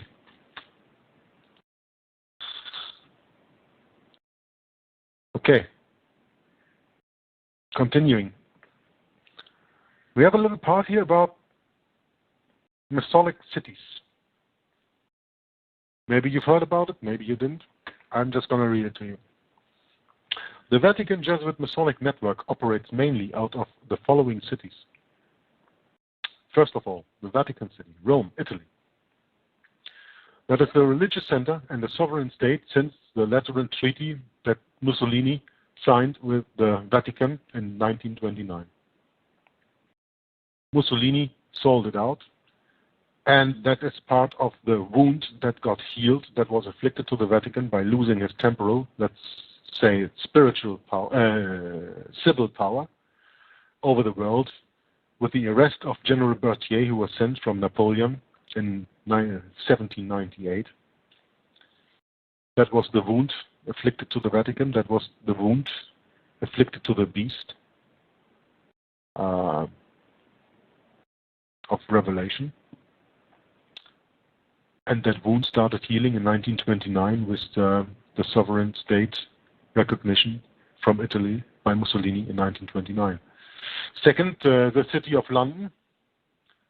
The City of London is not London as you know it, but it's called the Square Mile. It's a part of, well, the old part of London. It's just Square Mile. It's really the banking center of the world. In the United Kingdom, it's the economic center. It's sovereign state since 1649, owned by the City of London Corporation. It's called the Crown. It has nothing to do with the crown of the Queen, folks. It's something else. And third, District of Columbia, which includes Washington, D.C. D.C. stands for District of Columbia, United States of America. The military center. So you have Vatican for the spiritual, the City of London for the monetary, financial, and the District of Columbia for the military. And those three cities are also called the, what's it? It's a 5-hour documentary over the Ring of Power. I don't know. just lost the word about it, but these three cities actually run the world. Over the District of Columbia, very interesting. Maybe you know it, maybe you don't. You will learn it from now. The District of Columbia Act of 1871, the 44th Congress, turned D.C., District of Columbia, into a municipal corporation. Congress has the supreme authority over the city and the federal district with its own special constitutional amendment since 1961. Furthermore, the District of Columbia is judicially governed by lex fori, as opposed to lex causae. You have to look Latin up to understand that. There's an increasingly common belief among many that this act has overturned the United States constitutional republic. Well, that is a fact, that is not a belief. These theorists, no, researchers, put in the state of theorists, state that the corporate U.S. is actually operating under the name, and now it comes, all in capital letters, United States of America, noting the capital letters as a distinction from the constitutional republic. You have the Constitution of the United States of America, and you have the Constitution for the United States of America. There's an interesting video that I uploaded on my YouTube channel, Juggler66, from Jordan Maxwell. It's called True Lies. It's 18 parts. Each one is 10 minutes. That will give you a deeper insight into this United States of America corporation and what it's all about and what it actually is. The Jesuit Bishop John Carroll was probably the richest man in America in the late 1700s. Carroll allowed funding to construct D.C., which is nicknamed Rome on the Potomac. The owner of the land used to be Francis Pope, and his priest was Jesuit Andrew White. Francis Pope, Pope Francis. Washington, D.C.'s original name was Rome. Did you know that? Rome, Maryland. And the branch of the Potomac River was called Tiber Creek, which was named after the Tiber River in Rome. Like Rome, Washington, D.C. has 7 hills whose names are Capitol Hill, Meridian Hill, Floral Hill, Forest Hill, Hillbrook, Hillcrest, and Knox Hill. Interesting. Still, the beast of Revelation 17 is not Washington, D.C., it's Rome, the city on 7 hills. Because, like we said earlier, Vatican is the spiritual leader.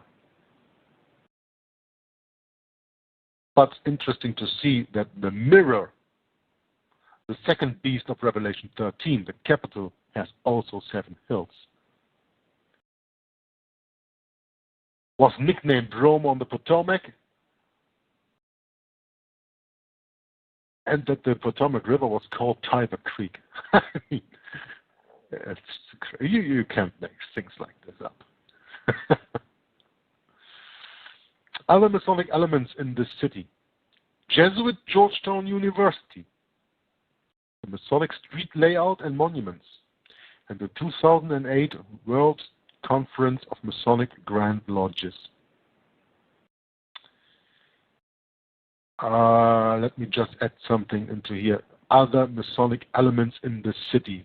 I will not go deep into this right now. We can do that another time. But to help you with your own research when you want to research things like this, I advise you to go to the website www.granddesignexposed.com. granddesignexposed in one word.com. There you will find lots of information on the subject. And that website is run by my very good friend Walt Stickel, who is, I think, about 50% German. So he's a half crowd. I'm a full crowd. And don't make me mad, because then I'm a sauerkraut.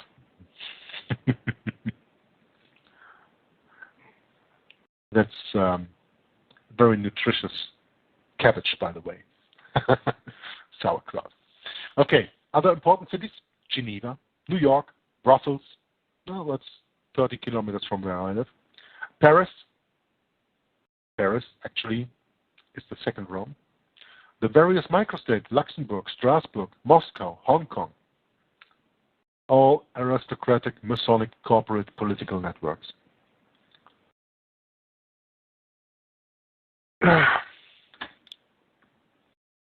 Michael, is there something that you want to add? Is there any question that you have on the points so far mentioned? No, actually, I'm really enjoying it. I'm sorry, I've just been soaking it in. So. Okay, no problem. Me too. I got no questions and no debate or argument. Everything you're saying, I have researched myself and in total agreement. So. Yeah, that's maybe an interesting point that we should mention also. That do not believe me. Do not believe Michael. Do your own research. Always do your own research. What you've researched on your own, when you're really seeking the truth, that is, that you can be sure of that is true also. It all has to make sense, okay? Okay. I'm going on. Jesuit operations is the next point that is on the agenda. In general, it can be said that the Jesuits are mainly involved in miseducation. Now listen to this, people. Miseducation. This is their main avenue for initial and sustained political control. Through the socially, historically, and scientifically flawed education of millions, youngsters and adults, in addition, being able to observe and direct the professional paths of the brightest students can help to further their own neurotic agenda, or at least not obstruct it. Consciousness influencing, aka mind control, through cultural and behavioral consensus trance shaping, is their sacred and secret soul science, their divine science of governing, the matrix of mental control, which has been developed by the neurotic priesthood and implemented via their Masonic networks for thousands of years. Just allow me a little explanation of the beginning of this broadcast, where we were speaking about Lucis Trust and meditation and contemplative prayer, and that is everything used with, let us say, everything to do with the spiritual exercises and spiritual formation, and that is exactly what I just read here. So you can see for yourself how it all interlinks. Can enough individuals break that magic trance spell to stop the mass neurosis of humanity, which puts us into a world of tragedy and pain? Scientists and university research funding for the purpose of social psychological control. Subjects: politics, civics, law, military science, sociology, media, healthcare, psychiatry, Romanized history, astronomy, pseudo-philosophy, about culture, science, civics, ethics, morality, and religion. Prominent elite schools are the Stonyhurst College in the UK, 1593 alumni. Georgetown University in the United States of America, 1634, 1789 alumni. 1634 was the beginning of the Georgetown School. 1789 was the founding of the university. Fordham University, United States, 1841 alumni. Well, Fordham is the university where Joe Biden has his Jesuit alumni degree from. Fairfield University, also in the United States, 1942, from alumni. International Visitor Leadership Program, US 1946-1961, alumni. In 1940, Nelson Rockefeller, Knight of Malta, was named coordinator of Inter-American Affairs, the precursor of the IVLP program. IVLP, will come to that later, what that means. More than 200 current and former heads of state, 1,500 cabinet-level ministers, and many other distinguished world leaders in government and the private sector have participated in the International Visitor Leadership Program. That is what IVLP stands for, International Visitor Leadership Program. And there is a link here to what that actually stands for, what that means. But the problem is that that link doesn't exist anymore. Well, I'm not very much surprised, because I'm landing here on the Bureau of Educational and Cultural Affairs Exchange Program, and I just see the American double-headed eagle as a symbol of their Department of State. Well, okay. I've been redirected to that page, and have to look it up another time if I can make another link that is maybe working for the International Visitor Leadership Program to get more into what it is. What is their next operation? So first of all, we have this miseducation by the institutions and with the workings of the things that I just read. Now we go into religions, perversions, and propaganda. Cult promotion. Catholicism and its variations and infiltrations. Freemasonry, Satanism, mysticism, New Ageism, ufology, and aliens, mainly used for disinfo and distraction, but sometimes for the cover-up of advanced energy military research. Cult and disinfo promotion is also done using popularized films, books, websites, and events related to these topics. I'm going to stop reading here for a moment because we are going into ufology and aliens.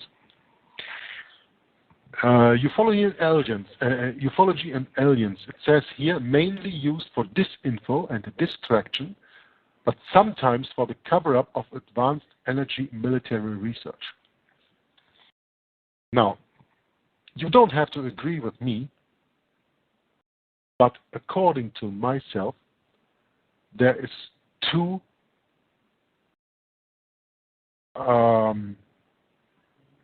there are two ways how to explain UFOs and the things that we sometimes see. You know, when you look on YouTube, there are thousands of videos of unknown flying objects, lights. Even in mainstream television, it was like in I think it was 1950 something, with these lights hovering over the White House that went worldwide. This UFO there. So according to me, that is my opinion, I say that, my opinion, there is two kinds of aliens. There is what is said here, the advanced military research, knowledge that is hidden from us, that goes back to the time of the Third Reich in Germany, where they also already had anti-gravity engines and flying discs, and then with Operation Paperclip and these things, a lot of this technology came over to the United States of America. And 2 years after World War II ended in 1947, you had the Roswell incident, and that was, of course, to see how would people react if something with aliens really happened after that program that ran on the radio in the 1930s about this invasion from Mars from H.G. Wells. I'm not going into that right now. You can do your own research in that point. So this is one part, what aliens are. They are just hidden human technology. On the other hand, you have Satan, Lucifer, who was cast on the earth, and together with him a third of the angels of heaven. These angels are now bad angels, fallen angels, or you could call them demons. They can shapeshift, they can take any form they want, they can be lights, they can be ships, they can be persons, they can be animals, they can be a tree, they can be anything you want, or anything they want. And I am convinced that there is absolutely no extraterrestrial life in this universe except from the life that God created on this earth.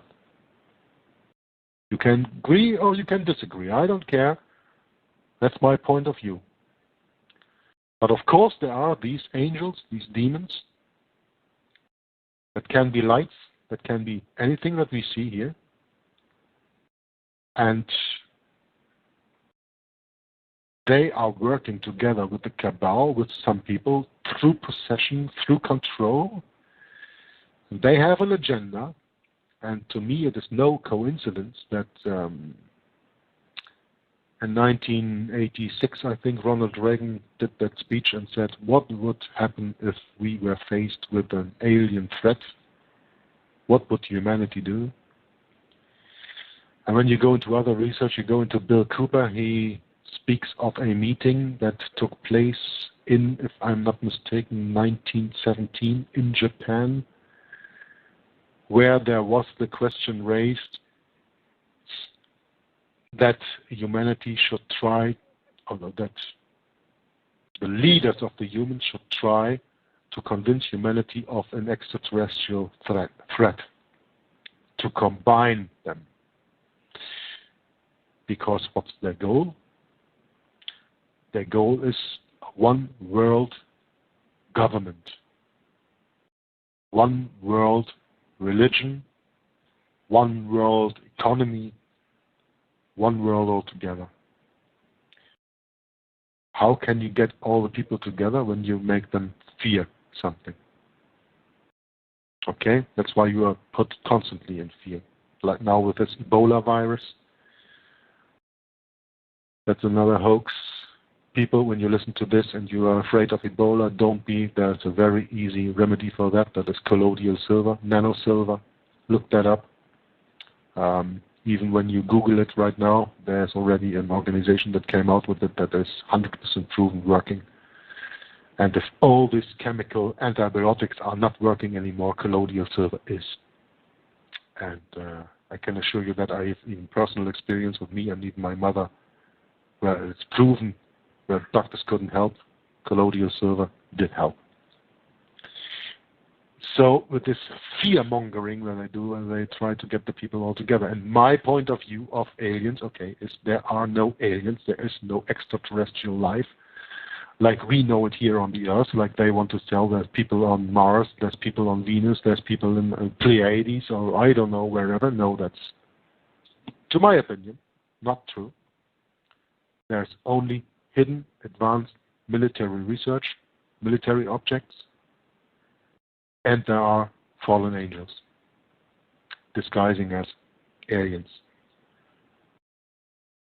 Okay, continuing.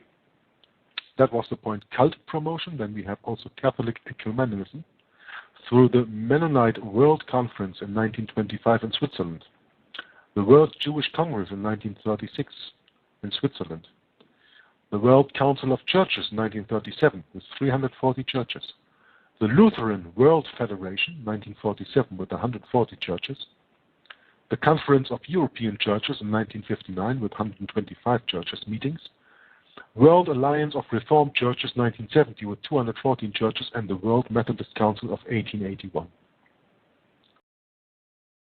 So that's religious perversions and propaganda, and the next point is political and judicial meddling. What are the tactics? Well, the first tactic is something you've probably heard about. It's called Hegelian dialectic. What is that, in short? You have thesis. Opposed to that, you have antithesis. And when you merge them together, you have synthesis. Hegelian dialectic, deception politics, by creating, infiltrating, controlling multiple sides to further their own agenda. Thesis plus antithesis gets synthesis. Some examples. You just had elections in the United States of America, today or yesterday, huh? Right? Oh, and the Republicans grew strong. Why? Because people are not very satisfied with the politics of Obama, Democrat. So they say, oh, probably the Republicans going to do better. They forgot all about George Bush, I guess. Listen, left versus right political dogma. Democrats versus Republicans. Liberals versus conservatives. Labor versus Tory, etc.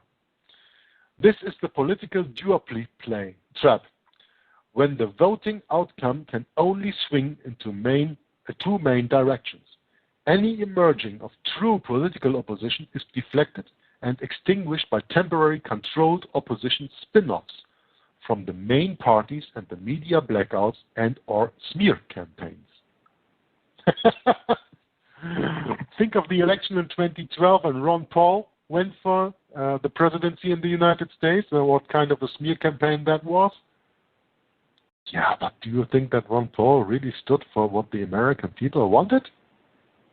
You probably do, but then you don't know that Ron Paul was several times in Rome and that he made a speech in front of Jesuit Georgetown University and that he is a member of the Birch Society and the Jason Society and I don't know what society all, and that he is a Mason and that he is just controlled opposition. Left-right political dogma, you know. Think of a bird. A bird's got two wings and a body and a head. The right wing is the Republicans. The left wing is the Democrats. Those are just the wings of the same bird. But what determines the direction the bird's flying? The right wing, the left wing, or the head of the bird? What do you think? When you push your fist into a wall, what does that? Your fist or your brain? Well, if you can't figure this out, you should probably go home and do something else and listening to this broadcast, because then you are so Coca-Cola Zero dumbed down that you don't get it anymore. I don't mean to offend anybody, but if you think that your fist thinks for you, well, that's an expression of speech, but actually it's the brain. So, left, right, political dogma, wings of the same bird, it's the head that says the direction, right? Next point, the present focus of many media corporations on Muslim terror threats. Ooh, Muslim terror threats. Yeah, they must be very afraid of Muslim terror when they elect a Muslim as president for 8 years over there. Especially after the mass trauma psyops of 9/11 is part of their strategy of tension, to divide groups by fear and polarize people's frustrations and anger towards this synthesized enemy or its controlled opposition instead of the real fascistic threat from the secretive power structures. 19 Afghan camel jockeys went into a few planes, took with two planes down 3 skyscrapers in the city of New York. Those were all Muslims, and a few years later, the whole of America votes a Muslim president. How suicidal dumb can you get? Michael, please say something. I'm falling off my chair. It is pretty absurd. You're doing a great job, by the way, and everything you're saying is absolutely the truth. It's just, well, fortunately, for us, the Lord's given you an ability to communicate it. That's the best. Actually, this is the best I've ever heard it. Everything that I've listened to and read, you've done the best job so far of tying it all together for a friend. It's Yeah, it is. It's absolutely absurd, isn't it? And Isn't it a joke? it is. It's a total joke. It's total. And now with the Republicans running the Senate again, and then people just thinking now it's going to change. They forgot about the 30 Bush years they had. because when Reagan was on, who was behind him? Who was the puppet master behind Reagan? George Bush Sr. And after Reagan came George Bush himself. Then came Clinton, who was Jesuit educated at Georgetown University. Knights of Malta. Oh, I'm getting so funny. And then after him came alcoholic Bush Jr., the guy who was more stoned and drunk in the time of office than anything else. He couldn't even hold a book up when he read to children in school.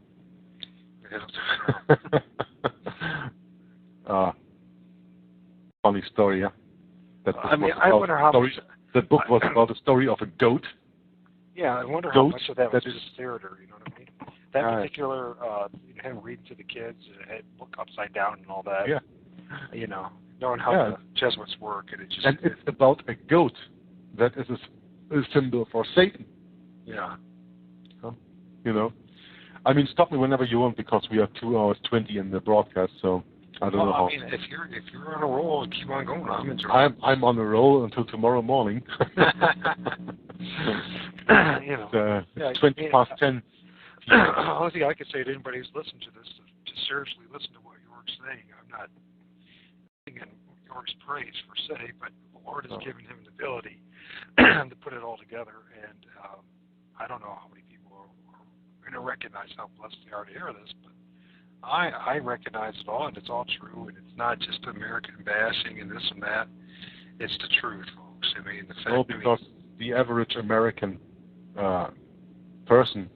citizen, doesn't even know that it is that way because they are so deluded, they are so diverted from the truth and information of this with all the football and Super Bowl and Hollywood movies and television series and all that stuff. It's not their fault. It's like the Catholics. They can't do anything about that. They are so betrayed. They just believe man. And Catholics don't know the Bible because the Roman Catholic Church is absolutely a Bible hater, always has been, and puts the word of man always in front of the word of God. And that's the big problem. So, of course, when we study this thing here and there, of course, we laugh a little bit with these people, but it's not in, how can I put this? They're under a strong delusion. It's not laughing at them because they are so stupid. It's because we cannot believe that these actions of, in this example, for example, the Jesuits, the education system, everything that we have, is really working that far to dump the people that far down.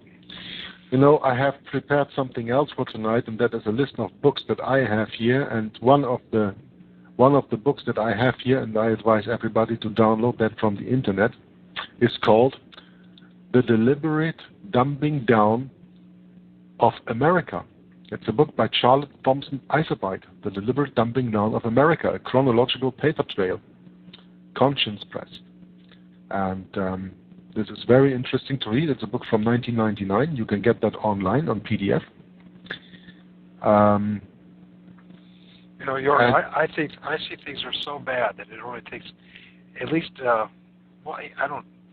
it's so bad that it takes an act of God to wake you up at this point. I really believe that. I look at you, I look at me, I know, long before we accepted Christ, I believe, at least for me, he was working on me several years ahead of time, maybe even a lifetime, if you will, but several years ahead of time, waking up to all these different issues, waking up to the Hegelian dialect, and how they, the fraud of, those two party system that we're under, et cetera, to get to a point where I could be even receptive enough to say, well, and humble enough to just to fall on my face and say, okay, God, hopefully you're really there, and because, I have no clue what's going on, and I cannot do anything about this,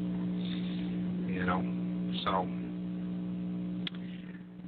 yeah, I mean, I feel it's so pathetic that you get to a point you just have great compassion.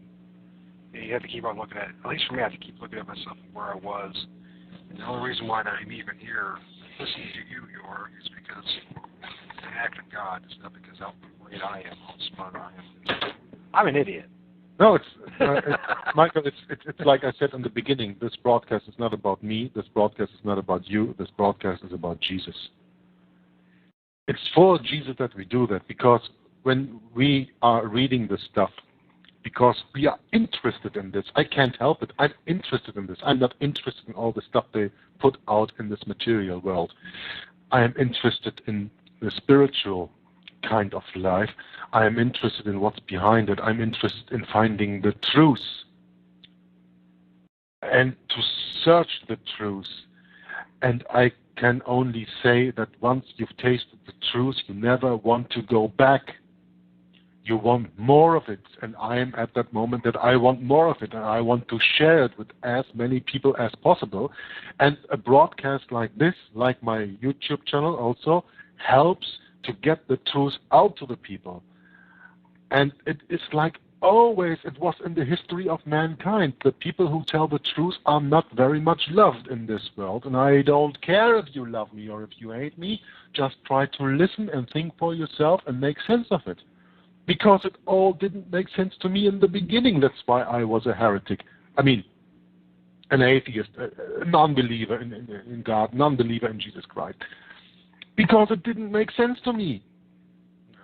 But when you get into the studies and when you really see the real history, not the history that is taught to you in schools and in books and in movies and all that stuff, I mean, there's so much coming on in this article, in this site here, that we can talk about. Really, it's going on until tomorrow morning, but I don't want to make a broadcast of 3 hours or something, because then the people will not have the attention span. We can better take 2.5 hours, go on for a few minutes more. There's a few things that I want to say, and then we can make a break, and then we can make another broadcast and start from there and go further in the same subject. I don't want to do 3 hours or more, because nobody is listening 3 hours at a time for things like this, and it would be a shame to take the people the attention span away, and then they don't listen anymore. And you always have to take a break here and there. It's just to think of something else and then go back to this. I mean, well, here's the other thing too.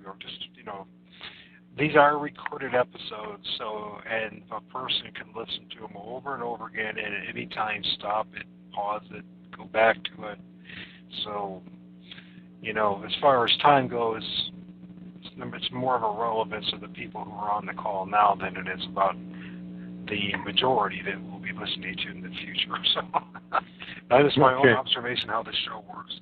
We might have by 2, 3, 5, maybe half dozen people listening to the show when it's live, but if it's multiplied that by 10, that's what the actual people are going to be listening to it in the future. You know what I mean? At least so far. You know what I mean? I don't know what it's going to be like a year from now, but.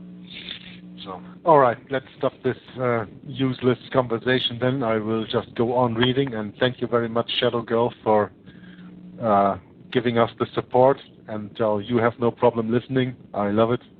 Thank you very much. Then I will continue. I also had someone from New York as well, and I believe it was the same person that I met earlier in the show earlier today. So. I thought New York has left. Well, I don't care. Yeah, okay.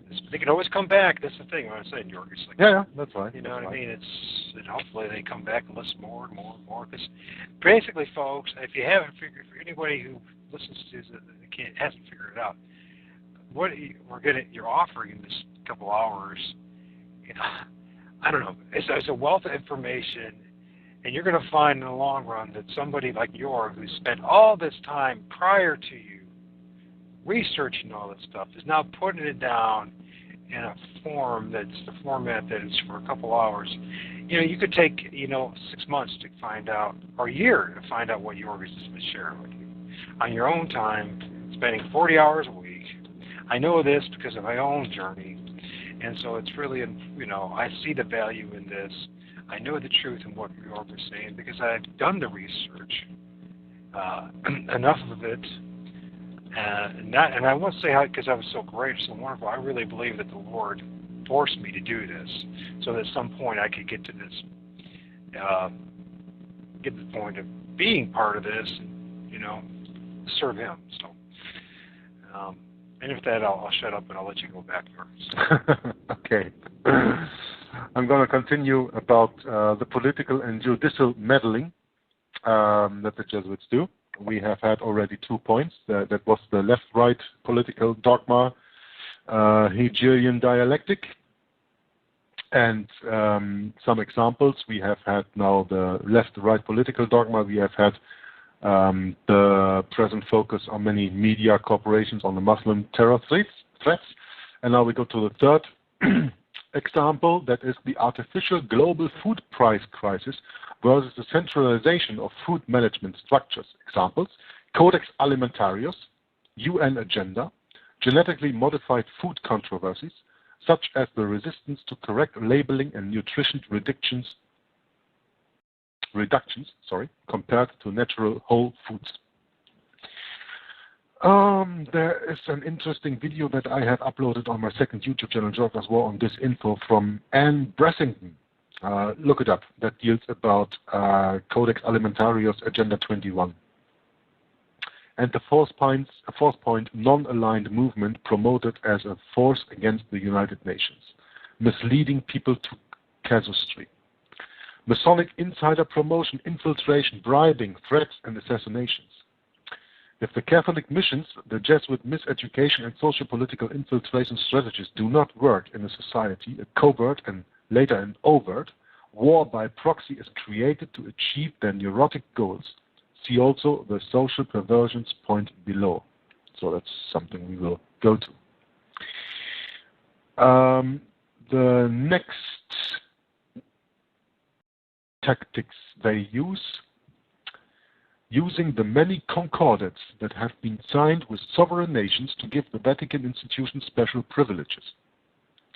Just before I keep on reading here about this concordat, there's maybe one concordat that you are not very much aware of, but I as a German am.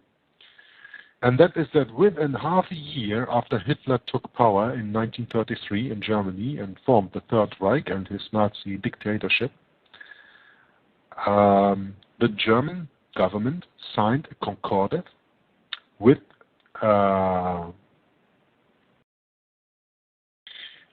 Papen, who was the power behind Adolf Hitler. Von Papen was a Knight of Malta. And he went to the Vatican and signed a concordat with the Vatican with, what's the name again? He became later Pope Pius XI, or Pope Pius XII, sorry, Pope Pius XII. I forgot his name right now. It's on the top of my tongue. I forgot. They signed a concordat with Germany because Hitler, of course, was Catholic, something people often do not know. And even though it is told to us Germans that after the so-called Allies freed us from the National Socialist dictatorship at the end of the Second World War, Germany had been denazified.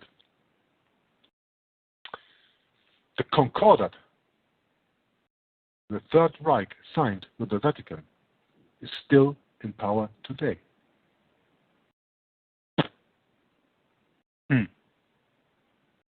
So,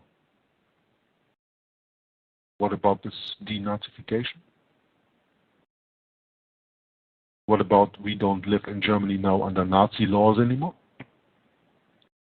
All we do is living under Nazi laws. But, you know, the subject of Germany is something else, and for that I can advise you to go study the reading I did with Walt Stickel the Jesuits derooting the Reformation. That's another, for the moment, 7-part broadcast on talk show that we did last year.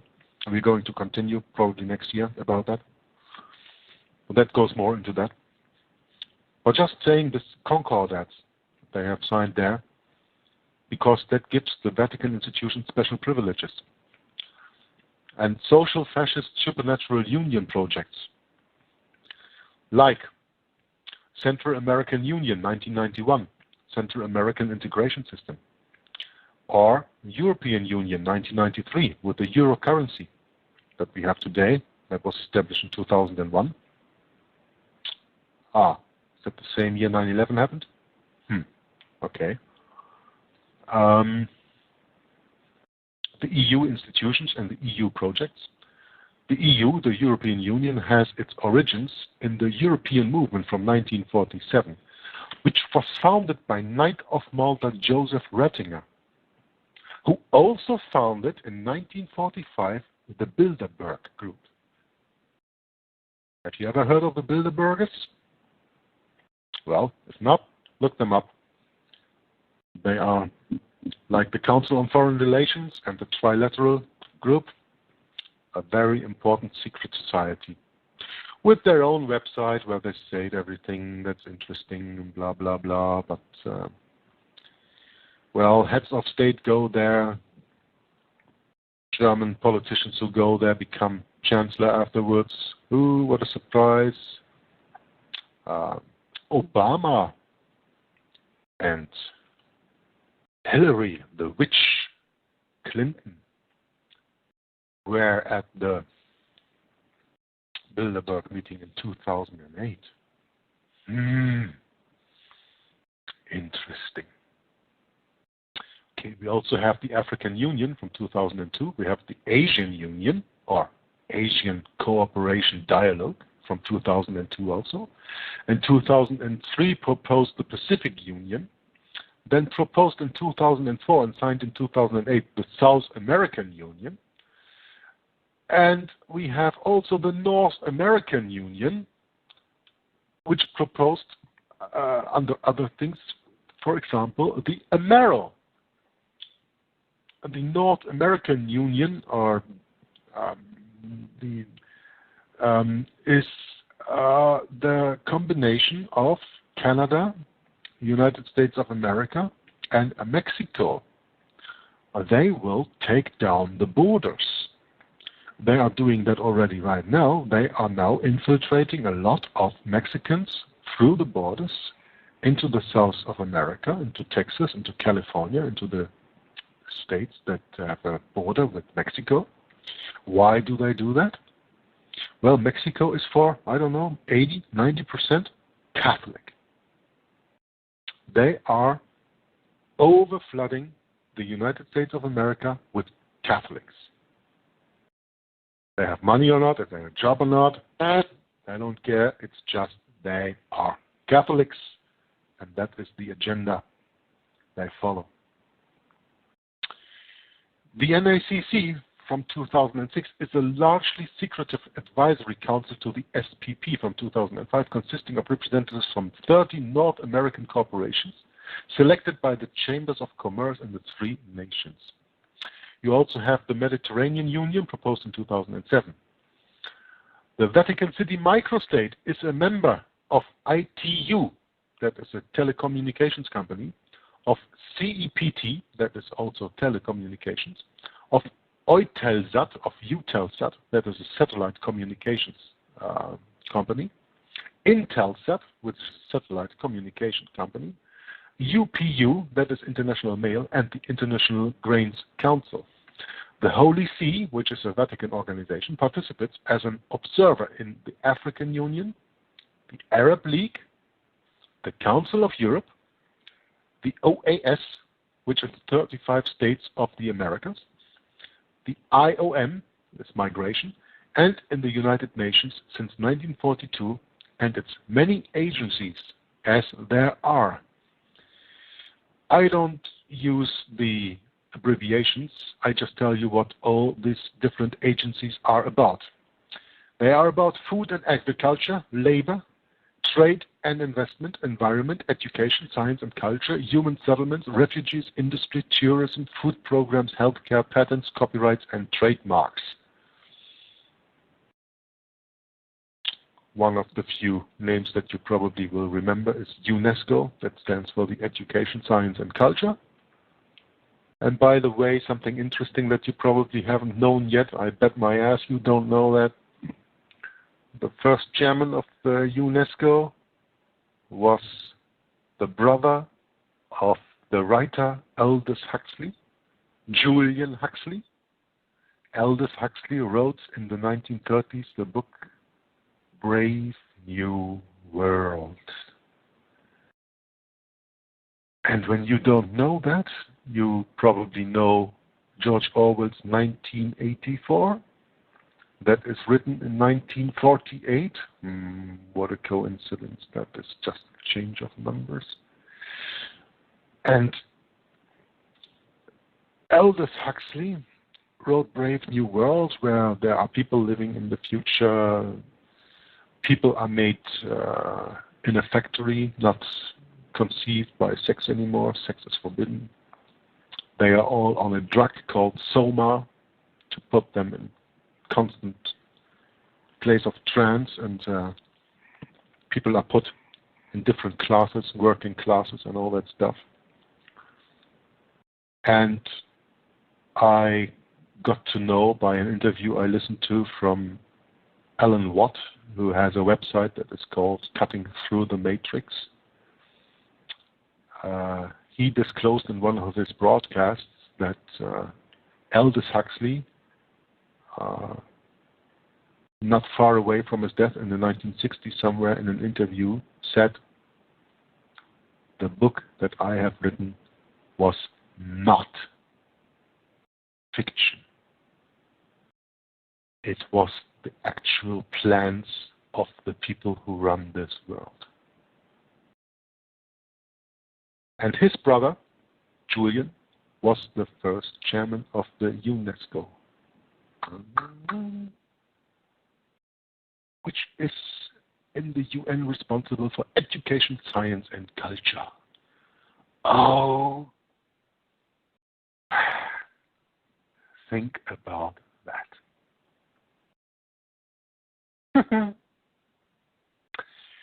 The Holy See also participates as a guest in NAM. I don't know what that the abbreviation stands for, and is a full member of the IAEA, the nuclear energy. Do you know that, with all this IAEA stuff going on with Iran the last years? It also participates in the OPCW, which is for chemical weapons, the OSCE, which is international security, and other UN agencies like IPOSOC,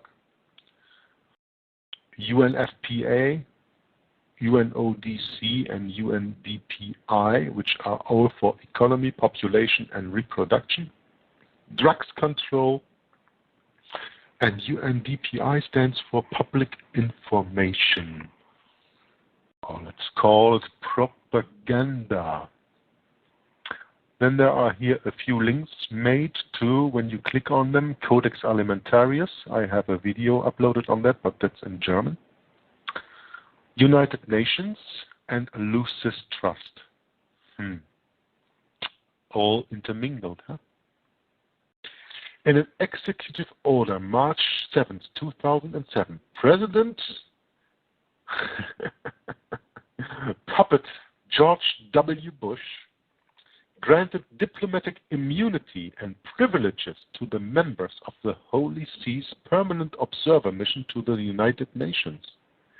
Diplomatic immunity ensures safe passage for diplomats outside their home country. They are not subject to lawsuits or prosecution under the laws of the host country. So like every other diplomat, they are immune and they can do whatever they want, and there is no law in America that can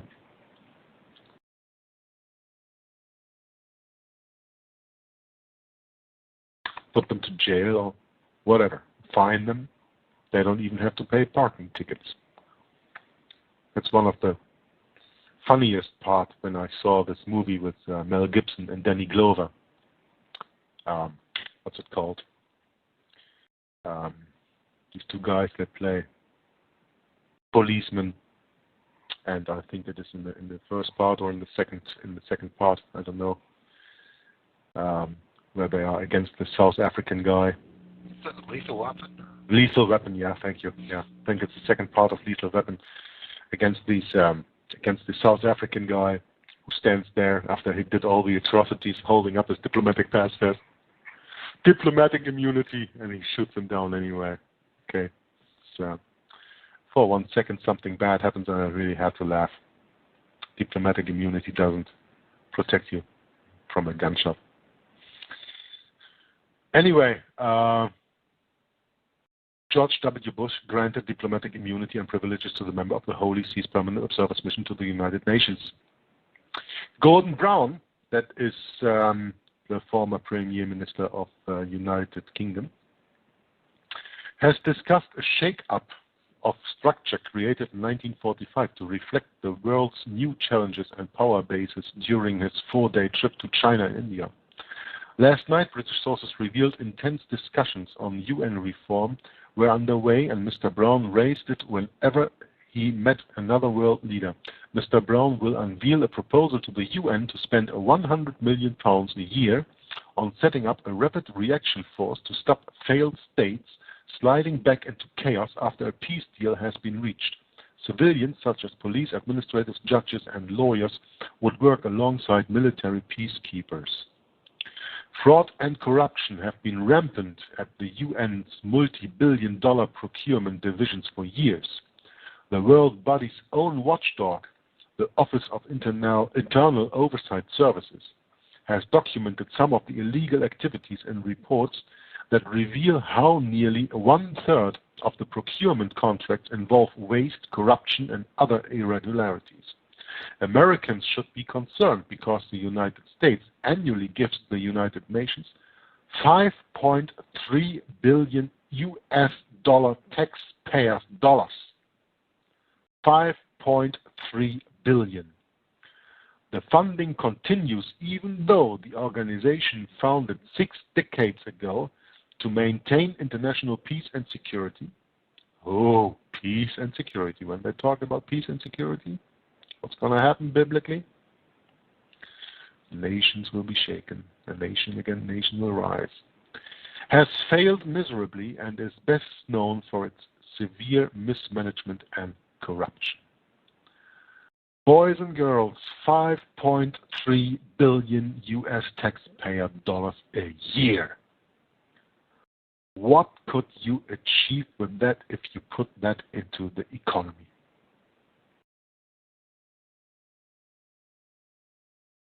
Totally opposed to what's happening right now. You could really make something of the economy, but you know, they will never do that because they are not interested in building up the economy of the United States. All they want is to bring down the middle class. And why do they want that? Well, because we are talking about the New World Order. And the New World Order is nothing else than the Old World Order.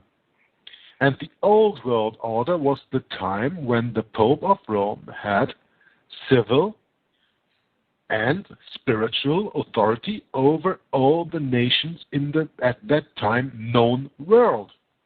Every king, every president, well, there were no presidents at that time, there were only kings and princes and emperors, was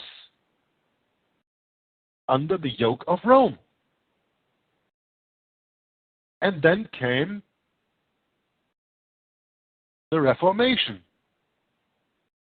And the Reformation freed man from the yoke of Rome and gave us liberty, conscience, liberty of conscience. And that is very, very important. And it also gave us the middle class. Because before there was no middle class. There is a book written by J.A. Wiley called Rome and Civil Liberty. And on page 13 to 16 he writes, God alone is Lord of the conscience. That was the truth that set Europe free. Referring to the Reformation at that time. Based on the Bible and the Bible alone. And what is the answer of the Roman Catholic Church? When you read the Catholic Encyclopedia, volume 12, page 496. By the way, this is not from the document I'm reading. This is something, that's other knowledge. Quote, the supremacy of the Bible as source of faith is unhistorical, illogical, fatal to the virtue of faith, and destructive of unity. It is unhistorical. End of quote. So there you see how the Catholic doctrine is just exactly opposite of the Protestant doctrine, the Protestant ideas. No? But it's not a matter of what is true that counts, but a matter of what is perceived to be true. That, by the way, is coming from Henry Kissinger, who was a Knight of Malta and High Freemason. But before I slip away here, I'm going to read on about social perversions.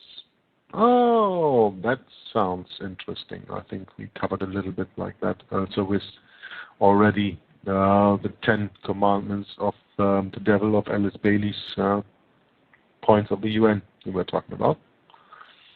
Fascism ideology. By the way, in the words of the Jesuits, their own, fascism is the ideology that comes closest to their ideas.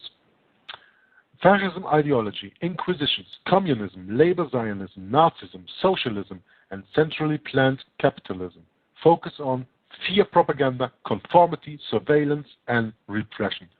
How does that sound any familiar when you look around in the world that we live in today? Fear propaganda? Conformity? You have to love all the gay people. You have to love all the lesbian people. You have to love all the pedophiles too, I guess. Otherwise, you are not politically correct. Surveillance and repression? Surveillance? Wasn't there something going on with the so-called NSA? And surveillance of cell phones, emails, and all that stuff? I think that when you open your eyes and really see where all that stuff comes from, right?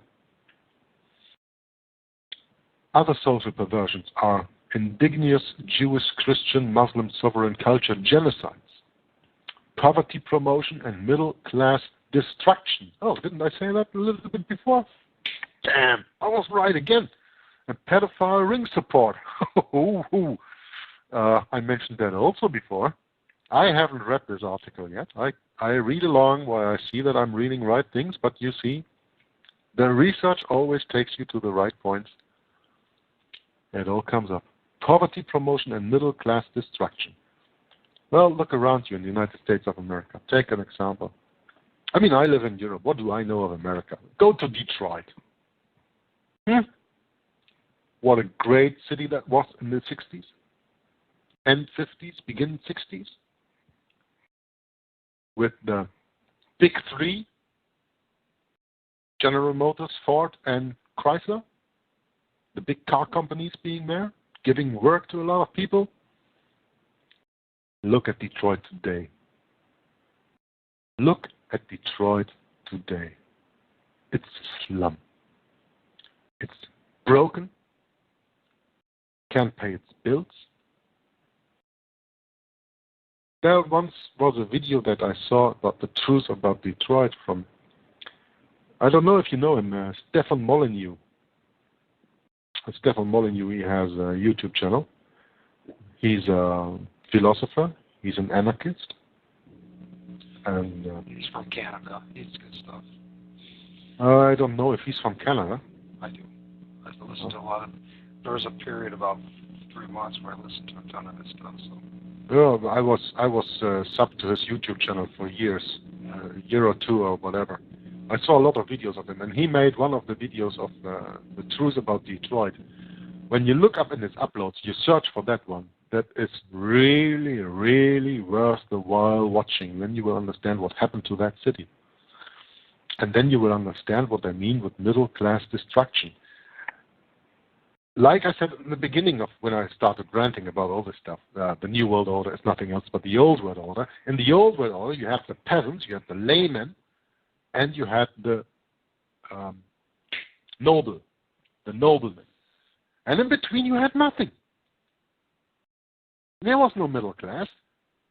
There was the lay people, and there was the noblemen, and nothing else. And that's freedom that came, that building of the middle class, that came with the Reformation. And that made people free. And that is something, of course, they do, the middle class destruction. They have to destroy the middle class to have only the elite and the sheep. Or the lemmings.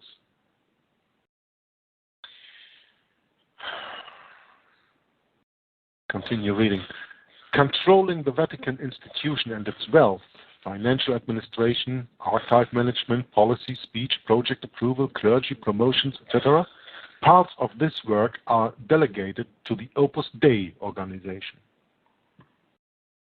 Controlling and working together with an even older and more secretive, multi-layered papal military order called Sovereign Military Order of Malta, Knights of Malta, Knights Hospitalis, or SMOM for short, like I said in the beginning. The SMOM was founded in Jerusalem in 1080 to wage war and steal for the benefit of the Holy Roman Empire.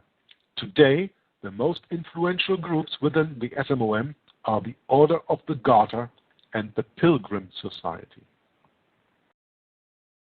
We can go deeper into these societies, or we can just go deeper into the Military Order of Malta. But I see that this is a quite long point, and I want to say that I want to bring the broadcast here to a finish, and we will continue next broadcast with the Military Order of Malta, operations, how they are built together, who are the members out there, who is all in there, and there's a lot to tell about. And well, I think this is something for our next broadcast. So I thank you very much for listening. I hope that you enjoyed yourself as I enjoyed myself behind here. Wow, if I knew that this was so great, then I would have made it my work. But the problem is nobody will pay me for the truth that I'm telling, because nobody wants to nobody wants to pay for the truth. There's not much money in the truth. If you want to sell fantasies and fables, then you're probably making a lot of money. No, but I enjoyed myself, really. I had a very, very great time, and I hope everybody who's listening tonight and even on the later moment when you download it or when you listen it online, and please spread this. I mean, except of stealing almost 3 hours time from someone, you're not doing anything wrong. And then they can make up their own mind, and they can see if this is the truth or if this is not the truth. When you want to know what the truth is, there's a very easy explanation for that you have to think about. It's just truth is independent of opinion. And the point is, in our society today, it's all about opinion building. And you form your opinion on basis on the things that you know. And what do you know? You know the things that you read in your newspaper, that you listen to in the radio, and that you watch on television. And once you understand that all that is wrong information, that is not the truth. So you form your opinion on indoctrinated false information. By that definition, your opinion is wrong. Truth is independent of opinion by its very definition. Truth is intolerant of error, every aspect petitioning the conscience for acknowledgement. But you, the individual, hold the key to admission or rejection of the truth in your life. In Jesus' name, thank you, Lord, for this broadcast. God bless you, and goodbye. Thank you, Jorg. That was excellent. Excellent 3 hours. And I think I'm just going to wrap it up with reading Ephesians chapter 6. And then I will close up the show. And just as a reminder as well before I start reading, at 10 o'clock tonight, Tom Fress is going to be leading a group discussion on the 10 Commandments. Monday, if it all works out, James Arnett from jamesjapan.com is supposed to be on at 8 p.m. Eastern, which would be the Tuesday morning his time. And I don't have anything else really majorly planned. Hopefully next week we get together with Jorg. I have to get together with you, Jorg, about my schedule, all that kind of thing. So when I don't have my son, unfortunately when I have my 3-year-old son, I really don't have any time to do much of anything. So, with this, I'm going to read chapter 6 of Ephesians. Children, obey your parents in the Lord, for this is right. Honor thy father and mother, which is the first commandment with promise, that it may be well with thee, and thou mayest live long on the earth. And ye fathers, provide not your children to wrath, but bring them up in the nature and admonition of the Lord. Servants, obey them that are your masters according to the flesh, with fear and trembling and singleness in your heart, as unto Christ, not with eye service as men pleasers, but as servants of Christ, doing the will of God from the heart, with goodwill doing service as to the Lord and not to man, knowing that whatsoever good thing any man doeth, the same shall he receive of the Lord, whether he be bond or free. And ye masters, do the same thing unto them, forbearing threatening, knowing that your master also is in heaven, neither is there respect of persons with him. Finally, my brethren, be strong in the Lord and in the power of his might, and put the whole armor of God, that ye may be able to stand against the wiles of the devil. For we wrestle not against flesh and blood, but against principalities, against powers, against rulers of the darkness of this world, against spiritual wickedness in high places. Wherefore, take unto you the whole armor of God, that ye may be able to withstand in the evil day, having done all to stand. Stand therefore, having your loins girt about with truth, having the breastplate of righteousness, your feet shod with preparation of the gospel of peace, above all, taking the shield of faith, wherewith ye shall be able to quench all the fiery darts of the wicked. Take the helmet of salvation and the sword of the Spirit, which is the word of God. praying always with all prayer and supplication in the Spirit, watching thereunto with all perseverance and supplication for all the saints.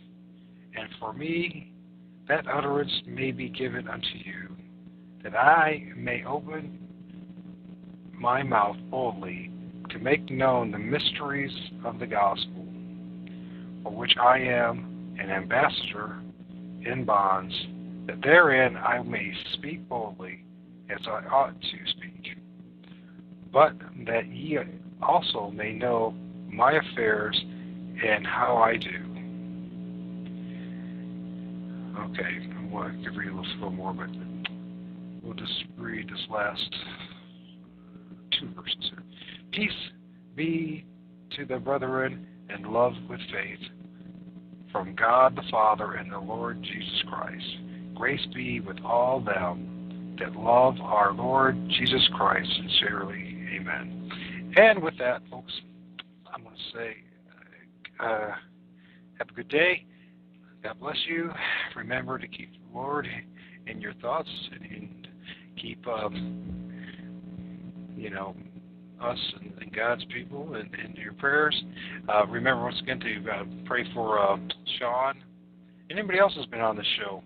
People are trying, like York or Walt Stickle or Tom Fress or the others, have been trying to share the truth with folks, and they're not asking for a penny to do it. They're just sharing the truth, serving the Lord, and helping us wake up. So thanks, York. Thank you, and everyone else have a good day.